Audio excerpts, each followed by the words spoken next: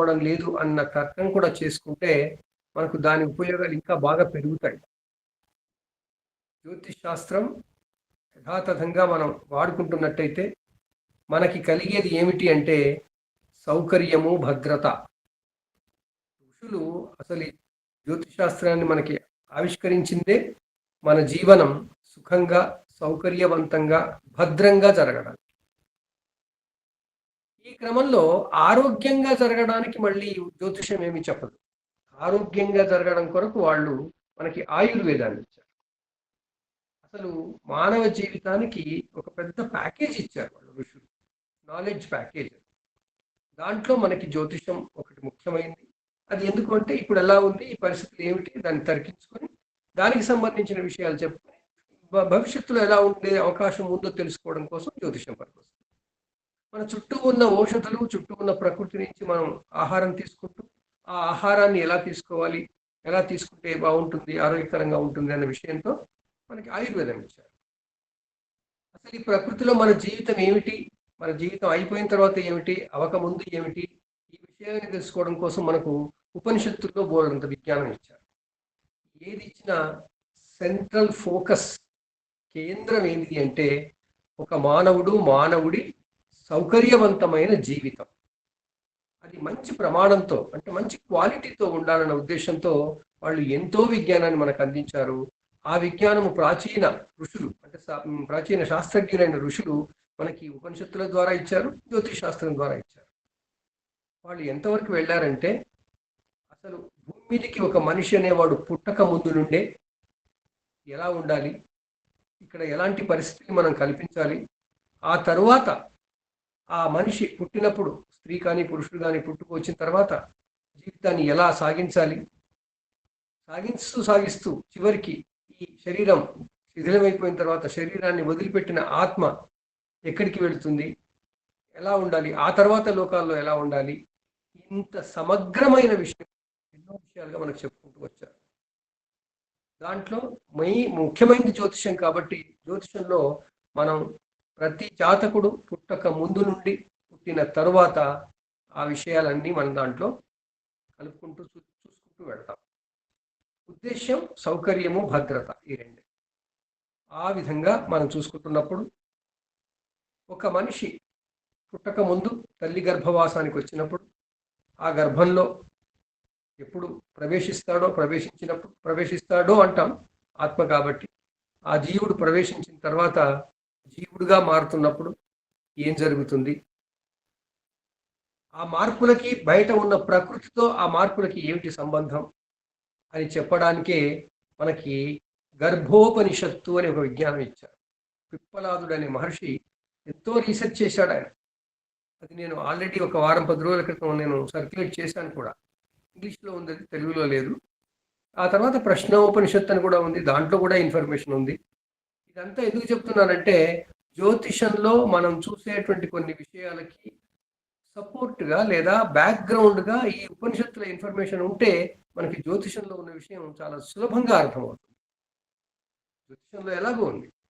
జ్యోతిషంలో వాళ్ళు ఏం చేశారు, బయట ఉన్న ప్రకృతి శక్తులన్నీ జ్యోతిషానికి తీసుకొచ్చి జ్యోతిషంలో వాటిని వర్గీకరించి వాటి ద్వారా మనం ఏది ఎలా ఉండాలి, ఎలా ఉంటే బాగుంటుంది, ఎలా ఉంటే మంచిగా ఉంటుంది, లేదా ఎలా ఉండే అవకాశం ఉంది, ఇలాంటివి తెలుసుకోవడం కోసం మనకి జ్యోతిషం ఇచ్చారు.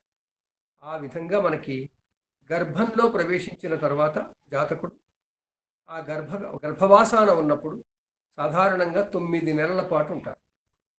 ఆ 9 నెలల పాటు ఊరికే ఉండరుగా, గ్రోత్ అవుతుంది కదా. గ్రోత్ అవుతుంది అంటే మరి పంచభూతాలు ఉన్నట్టేగా. సో ఆ విధంగా ఈ నవగ్రహాలు కూడా ఈ గర్భవాసపు సమయంలో ఆ జాతకుడి మీద ప్రభావం చూపిస్తాయి. అయితే కేవలం జాతకుడి మీద కాదు, ఆ జాతకుడిని మోసే తల్లితో సహా తల్లి మీద కూడా చూపిస్తాయి. ఆ తల్లి ఆ గర్భాన్ని మోయడానికి కారణమైన ఆ శిశువు తండ్రితో కూడా సంబంధం వస్తుంది. ఇలా తల్లి, తండ్రి, గర్భస్థ శిశువు, ఈ ముగ్గురికి సంబంధించిన జ్యోతిషం, ఆయుర్వేద విషయాల ఆధారంగా మనం ఈరోజు జ్యోతిషానికి ఎక్కువగా ప్రాముఖ్యతనిస్తూ జ్యోతిషం ప్రకారం గర్భవాసానం ఉన్నప్పుడు 9 నెలలకి ఆ 9 గ్రహాలు ఏం చేస్తాయి, ఏదైనా సంబంధం ఉన్నదా, ఉంటే ఋషులు ఎక్కడెక్కడ చెప్పారు, విషయాలన్నీ మనం ఒకసారి అందరం గుర్తు చేసుకోవాలని ఈరోజు మనం ఆ ఇతివృత్తంతో ఈ చర్చ పెట్టుకున్నాం. ఇది ఇలా పెట్టుకోవాలి అని మనకు సూచించింది ఆ గ్రహాలే. ఎందుకంటే మన మిత్రుల్లో ఒక మిత్రుడు వారం 10 రోజుల క్రితం ఏదో ప్రశ్న వేశారు ఈ విషయంగా ఏమిటి అని. ఇది అన్ఎక్స్ప్లోర్డ్, అంటే మనం దాన్ని ఎక్కువగా ఎప్పుడు తరచి చూడలేదు. ఒకవేళ చూద్దామని వెళితే మనకి మళ్ళీ కుహనా విజ్ఞానం చాలా వస్తుంటుంది. ఎంతో మంది ఎన్నో రకాలు వాళ్ళు ఇష్టం వచ్చిన రకాలుగా మనకి యూట్యూబ్లో వస్తుంది. కానీ మనం శాస్త్రీయంగా మన జ్యోతిష్కులందరి సహకారంతో వారి పరిజ్ఞానంతో ఆ విషయంగా మనం ఈరోజు ఆ గర్భస్థ శిశువుపై నవగ్రహాల ప్రభావం ఏమిటి అనేది తెలుసుకుందాం. ఆ నవగ్రహాలని కూడా మన ఆలోచనల్లో పుట్టుకొస్తున్న ఇది కూడా ఒక ఆలోచన కూడా ఒక శిశువుగా వస్తుంది. ఇప్పుడు మన అందరి ఆలోచనల్లో ఉంది. ఈ 2 గంటల పాటు ఆ ఆలోచనలు గర్భంలో వచ్చినట్టుగానే వస్తుంది. కాబట్టి ఆ నవగ్రహాలని ఈ 2 గంటల పాటు మనల్ని రక్షిస్తూ మనకి అన్ని విషయాలు ప్రేరణ కలిగిస్తూ మంచి మంచి విషయాలు తెలుసుకునేలా చేయాలని ఆ నవగ్రహాలను ప్రార్థిస్తూ చర్చకి స్వాగతం పలుకుతున్నాను. ఎవరైనా ముందు పెట్టవచ్చు. మన మూర్తి గారు ఎప్పుడు మనకి ఉంటారు ముందుగా చెప్పడానికి. నమో నమః. రండి, చెప్పండి సార్. సభాయ నమః. సోమనాథ్ శాస్త్రి గారికి, పెద్దలందరికీ, ఇక్కడ సమావేశమైనటువంటి గురుతుల్యులైనటువంటి నా యొక్క బంధుమిత్రులకి నమస్కారం. అంటే నేను ఎందుకు మొదలే మాట్లాడదామని ఈ రోజు కూడా ఎందుకు అనుకున్నానంటే, నేను దయానంద సరస్వతి ఆశ్రమం అని రిషికేశ్లో ఉంది స్వామి. అక్కడ ఈ ఐత్రేయ ఉపనిషత్ మీద ఒక క్యాంప్ అటెండ్ అయ్యాను స్వామి. సో ఆ క్యాంపులో ఐత్రేయ ఉపనిషత్తు ఏమిటి అని చెప్పడం జరిగింది. మీరు సోమనాథ్ శాస్త్రి గారు మీరు చెప్పారు, ఇట్లా ఉపనిషత్తుల్లోనే మనకి ఈ యొక్క గర్భవాసము, 9 మాసాల గర్భవాసం ఒక జాతకుడు ఉండటము అని, అది ఎలా జరుగుతుంది అని ఐత్రేయ ఉపనిషత్తులో కూడా చెప్పడం జరిగింది స్వామి. మీరు అన్నట్టు ప్రశ్నోపనిషత్తు తర్వాత వాటిట్లో కూడా చెప్పడం జరిగింది, గర్భోపనిషత్తులో కూడా. ఈ ఐతరేయ ఉపనిషత్ ప్రకారం ఏంటంటే, ఈ దేహం పంచభూతాత్మకం. పంచభూతాత్మకం అంటే మనకు తెలుసు, అగ్ని, వాయువు, పృథివీ, జలం, ఆకాశం. పరమేశ్వరుడు ఫస్ట్ మొదలుగా, అంటే 2 నిమిషాలు నేను ఈ బ్యాక్గ్రౌండ్ షేర్ చేసుకుందాం అని చాలా ఉత్సాహంగా ఉన్నాను. దయచేసి నాకు పర్మిషన్ ఇవ్వమని ప్రార్థన. సో మహేశ్వరుడు మనల్ని ఫస్ట్ ఒక పిండాకారంగా ఒక పురుషుడు అంటే ఇందాక సార్ చెప్పినట్టు స్త్రీ కావచ్చు, పురుషుడు కావచ్చు, ప్రకృతిని వికృతిని కలిపి ఒక పిండాకారంగా ఫస్ట్ చేసి ఆ పంచభూతాలు ఏవైతే ఉన్నాయో దానిలో ప్రవేశించమన్నమాట ఈశ్వరుడు. అప్పుడు ఐత్రేయ ఉపనిషత్ 2వ ఖండం 4వ శ్లోకారం ప్రకారం అగ్నిర్వాత్ భూత్వా ముఖం ప్రవిశద్వయు ప్రాణో భూత్వా నాసికే ప్రవిశత్ ఆదిత్య చక్షుర్భూత్వా అక్షిని ప్రవేశత్ దిశ. ఇట్లా ఇది సాగుతుంది ఈ శ్లోకం. అంటే ఇంతవరకు మనం ఎందుకు తీసుకున్నామంటే, పంచభూతాల ప్రభావం ఈ ఫస్ట్ ఈ పిండం మీద ఎలా కలిగింది అంటే, అగ్ని వాక్కుగా నోటిలో, వాయు ప్రాణంగా ముక్కులో, సూర్యుడు చూపుగా మారి కళ్ళల్లో, దిక్కులు శబ్దగ్రహణ శక్తిగా చెవులలో, మూలికలు ఇందాక సార్ అన్నారు మూలికలని, ఆ మూలికలు వెంట్రుకలై చర్మంలో, చంద్రుడు మనసుగా హృదయంలో, మృత్యువు ఆసనంగా బొడ్డులో, నీరు రేతస్ అంటే ద స్పరంగా మారి పురుష జనేంద్రియములలో ప్రవేశించారు అని ఈ 4వ శ్లోకం 2వ ఖండం ఐత్రేయ ఉపనిషత్తులో చెప్పబడింది స్వామి. తర్వాత ఇవన్నీ అయిపోతాయి, ప్రవేశిస్తాయి బాడీలో. అలాగే బాడీ డెవలప్ అవుతుంది.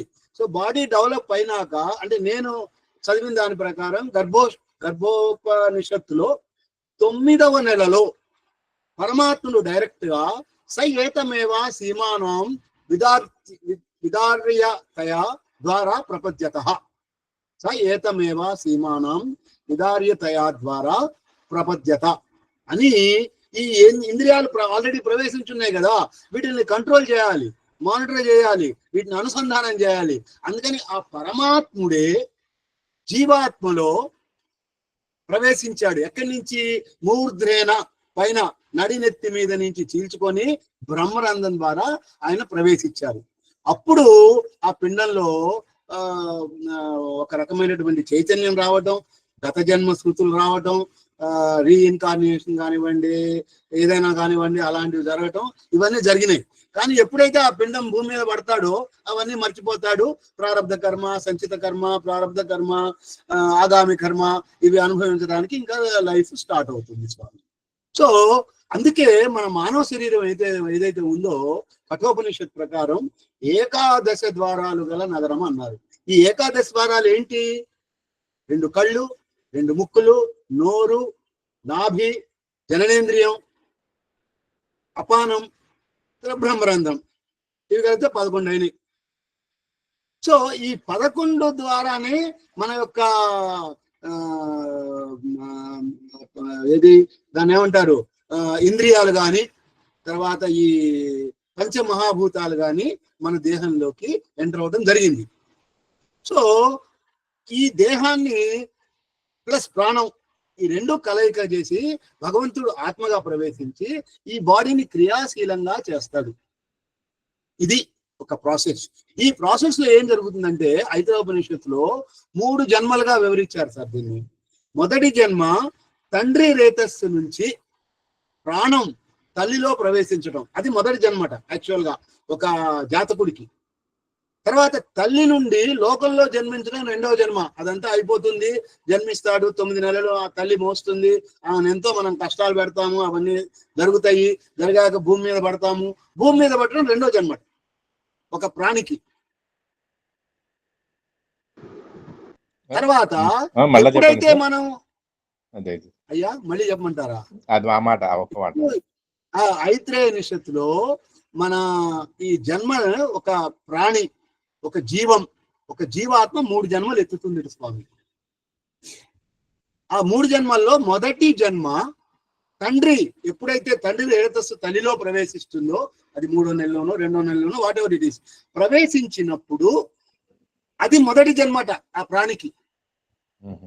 తల్లి అక్కడ ప్రవేశించాక తల్లి గర్భంలో 9 మాసాలు తల్లి మోసాక భూమి మీద పడతాం, అది 2వ జన్మ యాక్చువల్ గా మనిషికి. 3వ జన్మ ఎప్పుడు? ఆ ప్రాణి, ఆ జీవాత్మ ఎప్పుడైతే ఈ శరీరం నుంచి నిష్క్రమించి వేరే శరీరంలో ప్రవేశిస్తుందో దాన్ని 3వ జన్మగా ఈ ఐత్రేయ ఉపనిషత్తులో చెప్పబడింది అనమాట.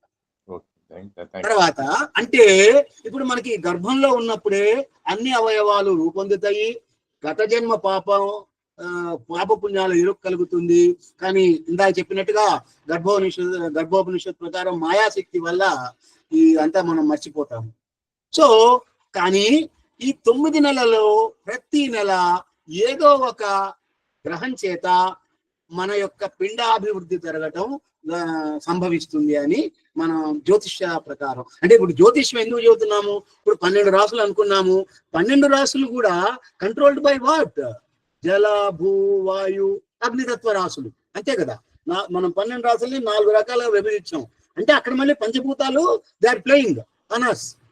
కానీ ఈ రాసుల్లో ఏ గ్రహాలు ఉంటాయి? ఆ గ్రహాలు కూడా ఈ పంచభూతాలతోటి సమన్వయంగా ఉన్నప్పుడే మనకి పిండాభివృద్ధి కానీ, లేకపోతే శిశువు భూమి మీద పట్టడానికి కానీ నియంత్రణే కాకుండా నిర్మాణము, నియంత్రణ, ఇవన్నీ పోషణ అన్ని ముడిపడి ఉంటాయి. ఇక్కడికి వస్తే ఇప్పుడు ఫస్ట్ నెల ఎప్పుడైతే ఫలదీకరణం, దాన్ని ఫర్టిలైజేషన్ అంటాం, ఆ ఫర్టిలైజేషన్ అయినప్పుడు పిండం యొక్క ప్రారంభం నిర్మాణాన్ని నియంత్రిస్తారు ఎవరు? శుక్రుడు. ఎందుకు? శుక్రుడు ఈజ్ రెస్పాన్సిబుల్ ఫర్ అవర్ స్పెరమ్. కాబట్టి 1వ నెల ఇన్ఛార్జ్ ఎవరు? శుక్రగ్రహం. ఈ శుక్రగ్రహము 1వ నెలలో మనకు కావాల్సినటువంటి అందము, ఎందుకంటే అది శుక్రుడి యొక్క లక్షణాలు ఏవైతే ఉన్నాయో అవన్నీ మనకి ఆ శుక్రుడి కరెక్ట్ గా ట్రాన్సిట్ లో ఉన్నప్పుడు అప్పుడు మంచిగా ఉంటే ఇవన్నీ చక్కగా వస్తాయి. పోషణ, ఇవన్నీ దాంతో శుక్రగ్రహం యొక్క ప్లేస్మెంట్ ని బట్టి, పిఎస్సిని బట్టి ఆధారపడి ఉంటాయి. 2వ నెల కుజుడు అంటామండి. కుజుడు is incharge for 2nd month. కుజుడు ఎందుకు? శక్తి. హీ విల్ గివ్ శక్తి. కండరాల ఆకృతి, ఎముకలు, ఫ్లెష్ అండ్ బ్రెయిన్ ఫార్మేషన్, ఇవన్నీ స్లోగా ఆ పిండం నుంచి స్లోగా they start coming out and taking shape. So ఈ కుజుడి యొక్క ఈ 2వ నెలలో రోగ నిరోధక, అందుకే మనకు 2వ నెలలోనే వాళ్ళు ఈ బూస్టర్ డోసెస్లు ఇవన్నీ స్టార్ట్ చేస్తారు. 2వ నెలలోనే స్టార్ట్ చేస్తారు డాక్టర్స్. ఎందుకు? సమ్ ఇమ్యూనిటీ డెవలప్ కావాలి. ఇమ్యూనిటీ డెవలప్ కావాలంటే first dose, second dose, third dose అట్లా వారానికి ఒక ఇంజెక్షన్ తల్లికి ఇవ్వడం జరుగుతుంది. తల్లి ద్వారా ఆ పిండానికి చేరుతుంది. 3వ నెల బృహస్పతి గురువు, ఈయన లెగ్స్, హ్యాండ్స్, అవయవాలు మరియు ఇంద్రియాల అవయవాల పెరుగుదలకి ఈయన బాధ్యత వహిస్తారు. 4వ నెల సూర్యుడు. సూర్యుడు ఏమిటి? మనకు మన మెడికల్ అస్ట్రాలజీ ప్రకారము skeleton, brain, formation of teeth, అంటే అస్థిపంజరం మొత్తం ఒక బాడీ ఏర్పడటానికి సూర్యుడు కారకత్వం వహిస్తాడు. అలాగే స్టమక్, బ్యాక్ బోను, వెనకాల దాన్ని ఏమంటారు, కాలర్ బోన్ కానీ, లేకపోతే ఫ్యూనర్ కానీ, లేకపోతే ఇంకోటి కానీ, బ్యాక్ బోన్ కానీ, ఇవన్నీ డెవలప్ అవుతాయి అన్నమాట. అలాగే రోగనిరోధక శక్తి కూడా సూర్యుడు ప్రభావితం చేస్తాడని చెప్తారు. 5వ నెల చంద్రుడు చర్మం ఏర్పడటానికి, మానసిక సామర్థ్యాన్ని అభివృద్ధి చేయడానికి ప్రభావితం చేస్తాడు. ఆ శిశువులో భావోద్వేగ స్థిరత్వం మరియు తల్లితో సంబంధం 5వ నెలలో నుంచి స్టార్ట్ అవుతుంది. ఆ శిశువుకి లోపల తిరగటం కానీ, మూమెంట్ రావటం కానీ, ఇట్లాంటివన్నీ 5వ నెలలో నుంచి స్టార్ట్ అవుతుంది అంటారు. అందుకే 6వ నెల శని ప్రభావితం చేస్తాట. అంటే శని ఏంటి? జుట్టు, గోరు మరియు రక్తనాళాల అభివృద్ధి, వీటిని శని మహాదేవుడు నియంత్రిస్తాడు. ఇది నాడీ వ్యవస్థకు కూడా ఉపయోగపడుతుంది. శని గనక 6వ నెలలో ఆ శని ట్రాన్సిట్ లో బాగా ఉంటే ఆ బిడ్డకి పెరుగుదల కూడా బాగుంటుంది అని. 7వ నెలలో బుధుడు. Mouth, ears, nose, eyes, sense organs, ఇవన్నీ బుధుడు. ఫస్ట్ కాన్షియస్నెస్ వస్తుంది ఆ పిండానికి, శిశువుకి 7వ నెలలో కాన్షియస్నెస్ వస్తుంది అనమాట. అలాగే ఎన్విరాన్మెంట్ ని స్లోగా, ఏదో నీళ్లు ఉన్నాయి, తిరుగుతున్నాను, అది ఇదని some sort of general awareness start అవుతుంది ఆ పిండానికి. 8వ నెల వచ్చేటప్పటికి రాహు 8వ నెల కంట్రోలు. అలాగే లగ్నాలార్డు కూడా అని అనుకోవచ్చు. ఈ రాహు ఏంటంటే మనకు తెలుసు కదా, ఆశ, దురాశ ఇవన్నీ క్రియేట్ చేస్తాడు. కాబట్టి అప్పుడే థర్స్ట్, హంగర్ స్టార్ట్ అవుతుంది. అప్పుడే బొడ్డు నుంచి కనెక్టివిటీ రావటం వల్ల ఇక ఈ చురుకైన పెరుగుదలని ఆ శిశువు యొక్క పెరుగుదలకి అవకాశం ఉంటుంది అనమాట. అందువల్లే ఈ నెలలోనే ఆకలి, దాహం వగైరా అన్ని మొదలైతాయి. అలాగే రీఇన్కార్నియేషన్ కానీ, మెమరీస్ కానీ, బాడీ మూమెంట్ కానీ, సర్క్యులేషన్ ఆఫ్ ద బేబీ, ఇవన్నీ చురుగ్గా సాగుతాయి 8వ నెలలో. 9వ నెల కేతువు అంటే ఏంటండి? కేతువు నిరాశ, నిస్పృహ, బయటకు వచ్చేయాలంతే, ఇక అయిపోతుంది, ఫుల్ పిండం అంతా ఫుల్ అయిపోతుంది, శిశువు కదలికలు మొదలైతాయి, పాతవన్నీ గుర్తుకొస్తుంటాయి. సో ఏదో బయటకు వచ్చి భూమి మీద ఏదో చేయాలన్న తపన స్టార్ట్ అవుతుంది. అలాగే 9వ నెల చంద్రువు కూడా ఆపాదిస్తారు. సో అందరితోటి ఇక ప్రసవ నొప్పులు వచ్చేయటము, బిడ్డ బయటపడటము, ఇవన్నీ కేతువుకి, చంద్రుడికి మనం 9వ నెల ఆపాదిస్తాం. అలాగే ఇది మన శాస్త్రి గారు ఒక డాక్యుమెంట్ PDF సర్క్యులేట్ చేశారు. దాంట్లో మంచి రీసెర్చ్ పేపర్ అండి, అది నేను చూశాను. వాళ్ళు మేనేజ్మెంట్ కి రిలేట్ చేశారు మన జ్యోతిషాన్ని, మన నవగ్రహాల్ని 9 M's ఆఫ్ మేనేజ్మెంట్ కింద వాళ్ళు 9 M's అంటే ఏంటి? Right from first month non monetary benefit అనమాట, మనీకి సంబంధించింది, అర్ధ విషయమైనది. 2వ మంత్ మెషిన్, మార్స్ కదా, కుజుడు కదా, సో శక్తి ఇస్తాడనమాట, హార్స్ పవర్ కానీ, మెషిన్ పవర్ కానీ ఇస్తాడు. 3వ మంత్ వచ్చేటప్పటికి మళ్ళీ మనీ, ఇదెవరు? జూపిటర్, జ్ఞానం, ఏమని? జ్ఞాన సంపద, ఇవన్నీ ఇస్తాడనమాట. 4th మంత్ రవి అంటే తనుభావం కదా, కాబట్టి ఈజ్ ఎ మ్యాన్.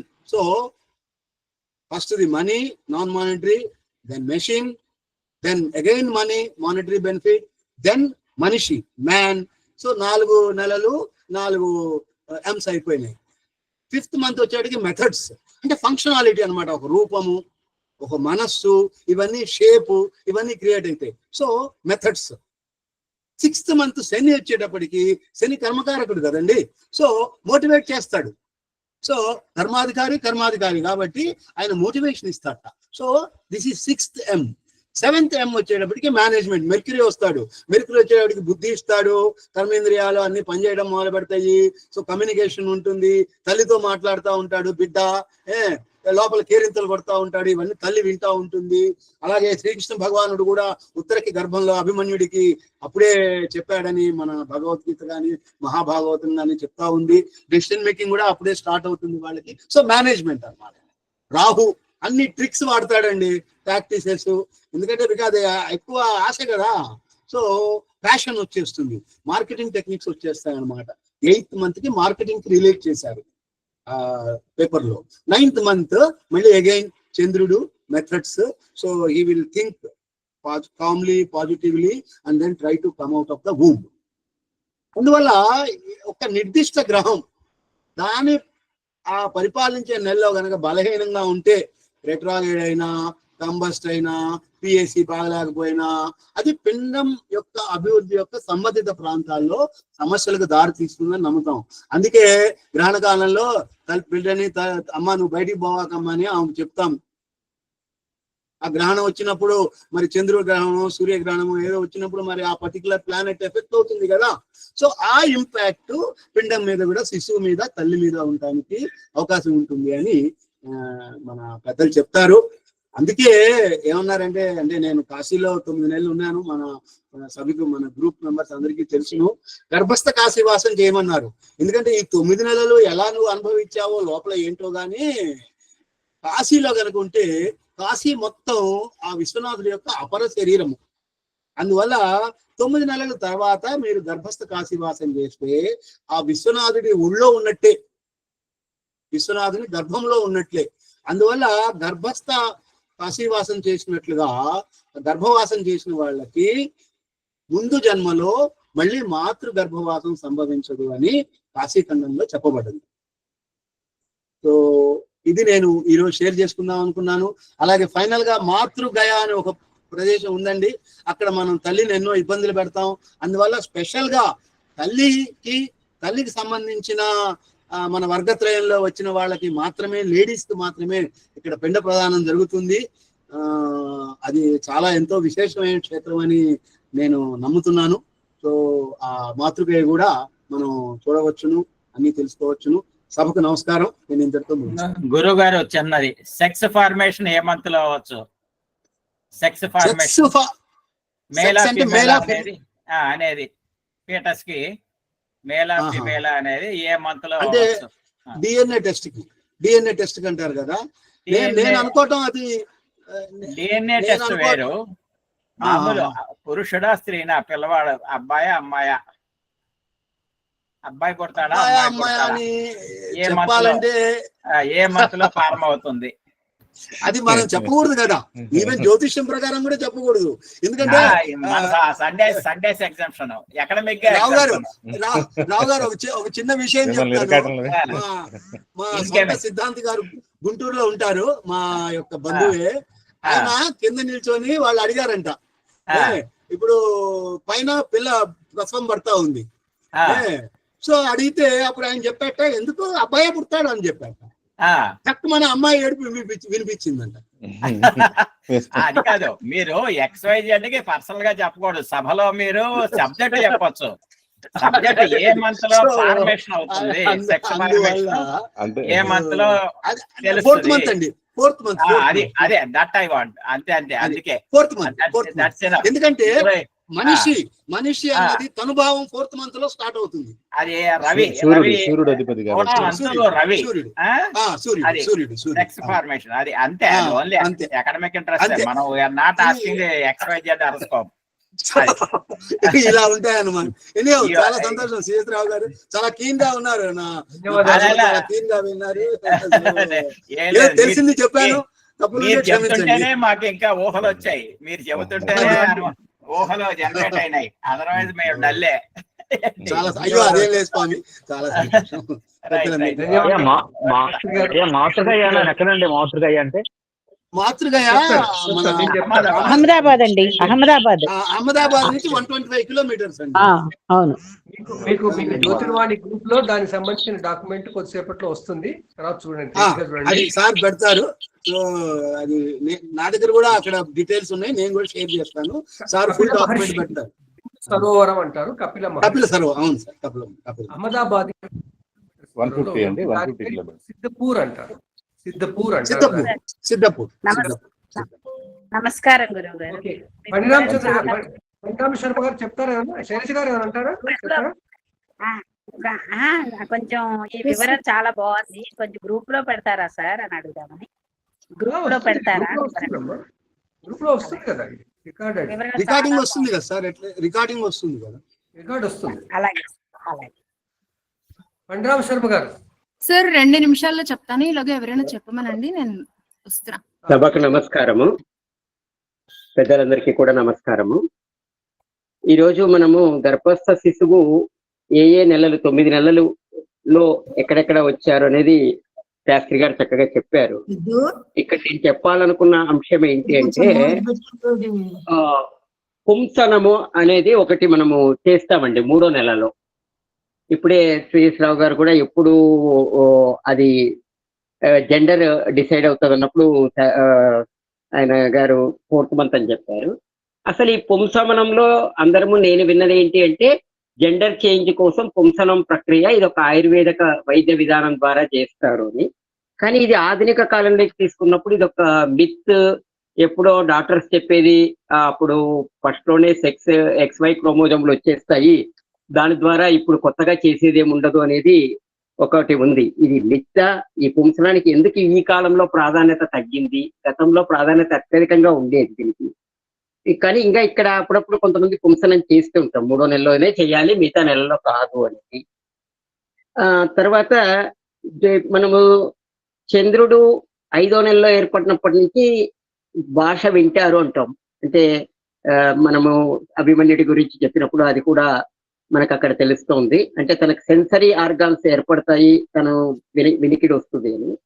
సో ఇక్కడ మనము ప్రతి మాసంలో కూడా ఒక్కొక్క గ్రహం రూల్ చేస్తోంది కాబట్టి ఆయా గ్రహాలు మామూలుగా మన జాతక చక్రంలో, అంటే ఆ తల్లి జాతక చక్రంలో, అంటే ఇక్కడ మనం 3 చెప్పుకున్నాం, తండ్రి, తల్లి, ఇక శిశువుదే అదాన్ లగ్నం అంటారు, అది మనకు తెలియదు. కానీ వీళ్ళిద్దరితో పాటి ఆ వారి వంశం, అంటే తాతగారు కానీ వాళ్ళ ప్రభావం కూడా దీని మీద ఉంటుందని నేను ఎక్కడ విన్నది చెప్తున్నాను.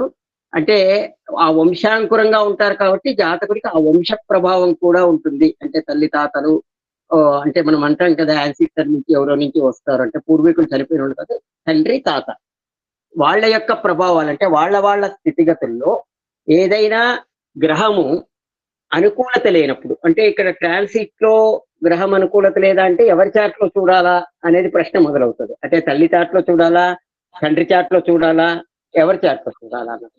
రెండోది వచ్చేసి మామూలుగా నేను గమనించింది ఏంటంటే, తల్లి చార్ట్ లో వారి యొక్క దశ అంతర్దశలు జరుగుతుంటాయి.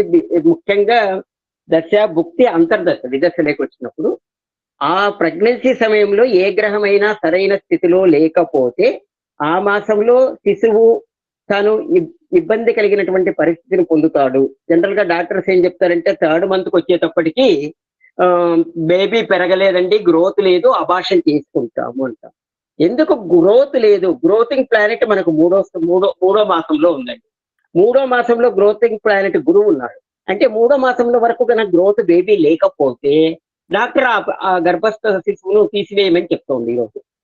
అంటే ఇక్కడ గురువుని సరి చేసుకుంటే, గురువుని యొక్క ధ్యానము, ఎందుకంటే పుత్రకారకుడు, సహజ పుత్రకారకుడు అయినటువంటి గురువును మనం కన్నా ముందుగానే ఆయన యొక్క నెగిటివిటీని గుర్తించగలిగి జ్యోతిష్యుడు ఆ గర్భస్థ కాలంలో గురువు యొక్క ప్రభావం చూసుకుంటే లోపములు లేని పిల్లలను మనము అందించవచ్చు. దీని ఉద్దేశం అంతా కూడా లోపరహితమైనటువంటి శిశువుని జన్మనివ్వడం. ఆ తర్వాత వివిధ అవయవాలు ఏర్పడేటప్పుడు కూడా జరుగుతుంటుంది. ముఖ్యంగా రాహు 8వ నెలలో చూసుకున్నప్పుడు చాలా మంది ప్రీమెచ్యూర్ డెలివరీస్ అవుతున్నారు. చాలా మంది, కొంతమంది పెద్దలు, మా అమ్మగారు వాళ్ళు అడుగుతుంటారు 8వ నెలలోనే పుట్టేశాడు ఈడో అని. అప్పట్లో ఏదో వాళ్ళు కొంతమంది బతికేటోళ్ళు, కొంతమంది ఇది అయ్యేటోళ్ళు. కానీ ఇప్పుడు హాస్పిటల్లో పెట్టినప్పుడు ఏమవుతుందంటే 1000 కాదు, అవి లక్షలు దాటి ఖర్చు అవుతున్నాయి. ఈ 8వ గర్భంలో పుట్టాడు, అతన్ని హాస్పిటల్లో పెడతారు, ఇంక్యుబేటర్ లో పెడతారు. అది ఏ విధంగా మనము ఇక్కడ 8వ నెలలో కన్నా మనం జాగ్రత్తగా గమనించుకోగలిగితే ఆ గ్రహం ఏది, అక్కడ ఏదైనా దోషగ్రహం ఉందా, ఎందుకు ఇతను ఈ విధంగా ఆ బేబీ ముందుగా పుట్టడానికి అవకాశాలు ఉన్నాయని కనుక గమనించుకొని మనం కనుక పరిహారాలు తీసుకుంటే ఇది జరిగేది. దీనికి మనకు పూర్వీకులు ఒక చార్ట్ ఇచ్చారు. అంటే ఏంటి, 3 నెలల పుంసనం చేయించాలి అంటే పెద్దల ఆశీర్వాదం చేస్తూ, నేను పుంసనాన్ని నమ్మేది ఏంటంటే ఇది జెండర్ చేంజింగ్ అన్నాను కానీ పుష్టికరమైనటువంటి ఒక కర్మ. అంటే ఈ గర్భస్థ మహిళకు పుష్టినిచ్చేయడానికి అందరు చేసేటువంటి ఒక ఆశీర్వాద బలము, గురు బలము, పెద్దలంతా కూడా ఆశీర్వదించి చేసేటువంటిది అనిగా ఇక్కడ చెప్తాం. తరువాత వచ్చేసి నెక్స్ట్ మనకు ఈ గర్భస్థ శిశువుకి జరిగే దాంట్లో సీమంతం, ఇది కూడా ఉంది. ఇది మరి అన్ని ప్రాంతాల్లో ఉందో మన ఆంధ్ర ప్రాంతంలో ఉందో నాకు తెలియదు, కానీ ఆంధ్ర ప్రాంతంలో అయితే సీమంతం. ఈ సీమంతాన్ని ఈ రోజు కాలంలో ఏం చేస్తున్నామంటే తీరా లాస్ట్ 9th month లో ఏదో కూర్చోబెట్టి 2 గంటలు ఫోటో తీసింది. కానీ ఇది ఎలా జరుగుతుంది సీమంతం అంటే సరి నెలల్లోని కొన్ని పంచాంగాల్లో ఉంది, కాలక్రమంలో బేసి నెలది కూడా తీసుకుంటున్నాము. ఈ సీమంతంలో ఏం చేస్తున్నాము, బంధువులంతా వచ్చి వాళ్ళని ఆశీర్వదించి పుష్టికరమైన ఆహారాన్ని ఆ అమ్మాయికి అందించడం, గర్భిణీ స్త్రీకి అందించడం ద్వారా ఆ శిశువుకు మంచి ఇది కావడము, అక్కడ అమ్మాయి టెన్షన్ పడుకోకుండా ఈ యొక్క ప్రక్రియను అందుబాటులోకి చేసుకోవడానికి ఉపయోగపడే విధంగా చేయడం జరిగింది. సో ఈ కార్యక్రమాలన్నీ కూడా మన పెద్దవాళ్ళు ఈ గ్రహగతులను గమనించే చెప్పారు అని నేను భావిస్తున్నా. ఇంకా దీంట్లో ఈ వీటిపైన ఇంకా పెద్దలు ఎవరైనా ఏదైనా చెప్పగలిగితే, తప్పులున్నా క్షమించండి. ధన్యవాదాలు ఫణిరామ్ శర్మ గారు. మీరు 2-3 పాయింట్స్ చెప్పారు. ఒక నిమిషం అమ్మా, నేను చెప్తాను. ఇంతకు ముందు దేవదీశారు ఫణిరామ్ శర్మ గారు పుంసవనం, అది షోడశ సంస్కారాల్లో 2వ సంస్కారం. పుంసవనానికి చాలా శాస్త్రీయత ఉన్నది. అది జెండర్ ఫార్మేషన్ కాకముందు కార్యక్రమం. అది ఎందుకు చేస్తారు అంటే ఈ మధ్యన కొన్ని రీసెర్చెస్ చేసిన తర్వాత కొంత తెలిసింది ఏంటంటే, పురుషుడిలో స్త్రీలో ఉండేటువంటి XY క్రోమోజోముల్లో పురుషుడిలో ఉండే క్రోమోజోమ్ ఏదైతే ఉంటుందో అది XY నాకు గుర్తులేదు, ఆ క్రోమోజోమ్స్ కొన్నాళ్ల పాటు తర్వాత అంటే కొంతకాలం తర్వాత ఎక్స్టింక్ట్ అవుతాయండి. అంటే ఈ సృష్టిలో పురుషుడు అనేవాడు ఉండకుండా పోతాడు. అది మన ఋషులు గమనించి ప్రతి కుటుంబంలో కనీసం ఒక పురుషుడన్నా ఉండాలి అన్న ఉద్దేశంతో సాధారణంగా ఈ పుంసవనం అనే కార్యక్రమం చేయిస్తారు. ఇది మంత్రాలతో చేసేది కాదు. ఔషధి పళ్ళ అది మన రసాలు, ఆకు రసాలు, వాటిని ఈ ముక్కులో అది ప్రత్యేకంగా పోసేవారు. రాను ఏం జరిగిందంటే కొడుకుల కోసమే అన్న ప్రథ వచ్చింది. నిజానికి ఇది కొడుకుల కోసం అని కాదు, సృష్టిలో పురుషుల కోసం వచ్చింది. పురుషులు అనేటువంటి అది లేకుండా పోతుంది ఒకవేళ ఇది అలాగే కంటిన్యూ అవుతే. ఇప్పుడు మనం చూస్తూనే ఉన్నాం, మనకి స్త్రీ జనాభా గ్రాడ్యువల్ గా పెరుగుతోంది.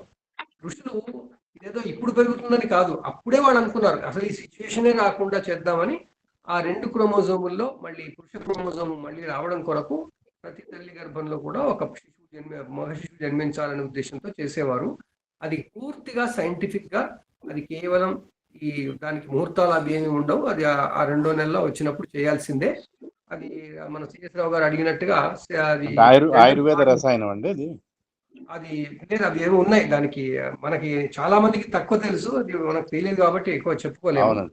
రెండవది ఏంటంటే అసలు ప్రతి పుట్టుకకి మన ఋషులు చాలా రీసెర్చ్ చేశారనిపిస్తుంది. అసలు ఎంత రీసెర్చ్ చేశారో మనం ఇప్పుడు అర్థం చేసుకోలేంతగా ఉంది. అది పరాశరుడు తనలో కలిగేటువంటి ఆ వైబ్రేషన్స్ తో ఈ టైంలో నేను ఈ వేతస్సును వదలాల్సిందే, ఒక స్త్రీ భరించాల్సిందే అని అక్కడ మత్స్యగంధికి అది అప్పగించి వ్యాసుని పుట్టించాడు. ఏ మహర్షుల పుట్టుకలు చూసినా గానీ మనకి ఈ పుట్టుకకు సంబంధించి చాలా రీసెర్చ్ చేసి వాళ్ళు ఇది ఇప్పుడు చేయాల్సిందే, కావాల్సిందే అని అన్నారు. ఆ విషయాలు మనం జాగ్రత్తగా గమనించాలి. కపిల మహర్షి ఈ కర్దముడు అనేటువంటి ప్రజాపతికి పుడతాడు. ఆయన శ్రీమన్నారాయణ స్వరూపం. ఆయన చెప్పినటువంటి కపిల గీత ఈ మాతృగయ దగ్గర చెప్పాడు. అక్కడ వాళ్ళు ఉండేవారు బిందు సరోవరం దగ్గర. అక్కడ తల్లికి సంబంధించిన వ్యవహారంలో ఆయన మనకి చెప్పుకుంటూ వచ్చాడు. ఆ మాతృ షోడశి అనేది నేను ఇప్పుడే మన జ్యోతిర్వాణి 3 గ్రూపుల్లోనూ పెట్టాను. దానికి సంబంధించిన లిటరేచర్ ఉంది. దానికి బాపు గారు వేసిన 16 బొమ్మలు ఉన్నాయి. అవన్నీ నేను ఆల్రెడీ మీకు సబ్మిట్ చేసి అది సర్క్యులేట్ చేశాను. ఇంతకు ముందు కూడా చేశాను, కానీ చూసిన వాళ్ళు చాలా తక్కువ. సో అది మాతృకకి సంబంధించి. ఈ సంతానం విషయంలో ఇవన్నీ ఈ రోజుల్లో మనం చెప్పుకునే సంస్కారాలన్నీ కూడా పైన చెప్పుకుంటున్నాం. అది ప్యూర్ సైన్స్తో ఉంది. గర్భాధానం కావడమే పెద్ద సైన్స్. దాన్ని మనం పక్కన ఏదో నప్షల్స్ అని, ఫస్ట్ నైట్ అని దానికి కుదించి పారేశాం. గర్భాధాన కార్యక్రమాన్ని, గర్భాధాన సంస్కారాన్ని మనం సంస్కారంగా చేయలేదు, అది వేడుక చేసి పారేశాం. దాని తర్వాత పుంసవనం ఇంకా ముట్టుకోవట్లేదు, భయపడుతున్నాం. ఈ ఆడపిల్లలు మగపిల్లల ఝాసలు భయపడిపోతున్నాం.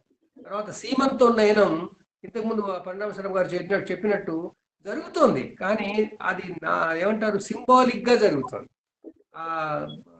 అది మన గర్భిణీ స్త్రీకి కావాల్సినటువంటి ఎంత ప్రకారం కావాలో, ఎందుకంటే టైం లేదు ఇప్పుడు ఎవరికి. అది మన మన ప్రస్తుత కాలం, అది దానికి ఏం చేయలేము మనం. అది అలాగే జరగాలని కూడా రూల్ లేదు, మనం ఆ సైంటిఫిక్ గా ఫాలో అవుతూ చేయొచ్చు. అవన్నీ ఇప్పుడు హాస్పిటల్లో డాక్టర్లు చేస్తున్నారు. అదంతా సీమంతోన్నయనం ప్రాసెస్.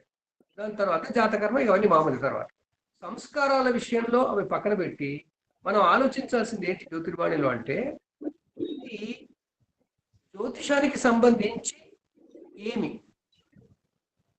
అసలు ఆ జ్యోతిషంలో అసలు ఎట్లా తెలుసుకోవాలి? ఆ గ్రహం పని చేస్తుంది అంటాం. ఆ గ్రహం పనిచేస్తుంటే మరి ఎవరి జాతకం ప్రకారం చూడాలి? ఆ గ్రహం బాగా పనిచేయాలి అంటే తల్లి తన ఆహార నియమాలు మార్చాలి. ఆ గ్రహానికి సంబంధించిన ఆహారం తినాలి. ఏ జాతకాలు అక్కర్లేదు. ఇప్పుడు మొన్న నేను ఒక సర్క్యులేట్ చేశాను ఆల్రెడీ ఒక వీడియో. ఒక డాక్టరు ఒక జ్యోతిషుడు కలిసి ఆమె యాంకర్తో చేసింది, గంట సేపు ఉంది, అది హిందీలో. అదంతా చదివి చూస్తే అసలు ఎంత సైంటిఫిక్ గా థింగ్స్ ఉన్నాయి అని. అక్కడ జాతకాలు చూసిన లేదు, జాతకాల్లో తర్వాత తెలుస్తుంది. కన్సీవ్ అయిపోయిన తర్వాత తల్లి నవగ్రహాలని దృష్టిలో పెట్టుకుని, నవగ్రహాల ఇంపాక్ట్ దృష్టిలో పెట్టుకొని, ఏ మంత్ ఏ గ్రహం యొక్క ఎనర్జీ మనకి అవసరమవుతుందో తెలుసుకొని దానికి తగ్గట్టుగా ఆహారం తీసుకోవాలి. అన్ని విషయాల్లో, తను తినే విషయంలో, మాట్లాడే విషయంలో, ఆలోచనల విషయంలో అక్కడి నుంచి ఉంది. అంటే ఎంత కాంక్రీట్ గా వాళ్ళు మొత్తం చెప్పుకొచ్చారనేది మనం గమనించాలి. మనం ఆ విషయాలన్నీ ఇప్పుడు కొత్త తల్లిదండ్రులకు చెప్పాలి, మనకు తెలుసుకోవాలి. మనకి తెలియదు బోర్డు అంతా. ఆ రకంగా మనం అలాంటి విధానంలో మనం చెప్పుకుంటూ పోదాం. ఈ 9 నెలలకి సంబంధించిన శాస్త్రంలో చాలా ఉన్నాయి. ఏ మంత్కి ఏది అని అందరూ రకంగా అందరికీ తెలిసిందే. అవి చెబుతూ మనం ఇది మన ఇళ్లల్లో, మన పిల్లల్లో ఎవరెవరైతే గర్భం దాల్చబోతున్నారో వాళ్ళకి కోసం ఇది ఉపయోగపడేలా మనం మార్చుకుందాం. తర్వాత వాళ్ళు చెప్పండి. మాలతి గారు చెప్తారా? చెప్తానండి. శ్రీ గురుభ్యో నమః. శ్రీకృష్ణ పరబ్రహ్మణే నమః. సభాయ నమః. నవమాసాల గర్భావాసము, నవగ్రహాల ప్రభావం. పిఎస్ మూర్తి గారు అద్భుతంగా తైత్రేయ ఉపనిషత్తు దగ్గర నుంచి ఎన్నో విషయాలు చాలా విపులంగా విశదీకరించారు. తర్వాత ఫణిరామ శర్మ గారు కూడా చాలా విషయాలు ప్రస్తావించారు. వాటి గురించి మళ్ళీ నేను వెనక్కి వెళ్ళి అవే మళ్ళీ చెప్పదలుచుకోలేదు. నేను కొన్ని స్థూలంగా చెప్పి సూక్ష్మంగా కొన్ని పాయింట్స్ చెప్దాం అనుకుంటున్నాను. మొట్టమొదటి మాసంలో శుక్ర కణాలు అండంతో ఫలదీకరణం జరుగుతాయి.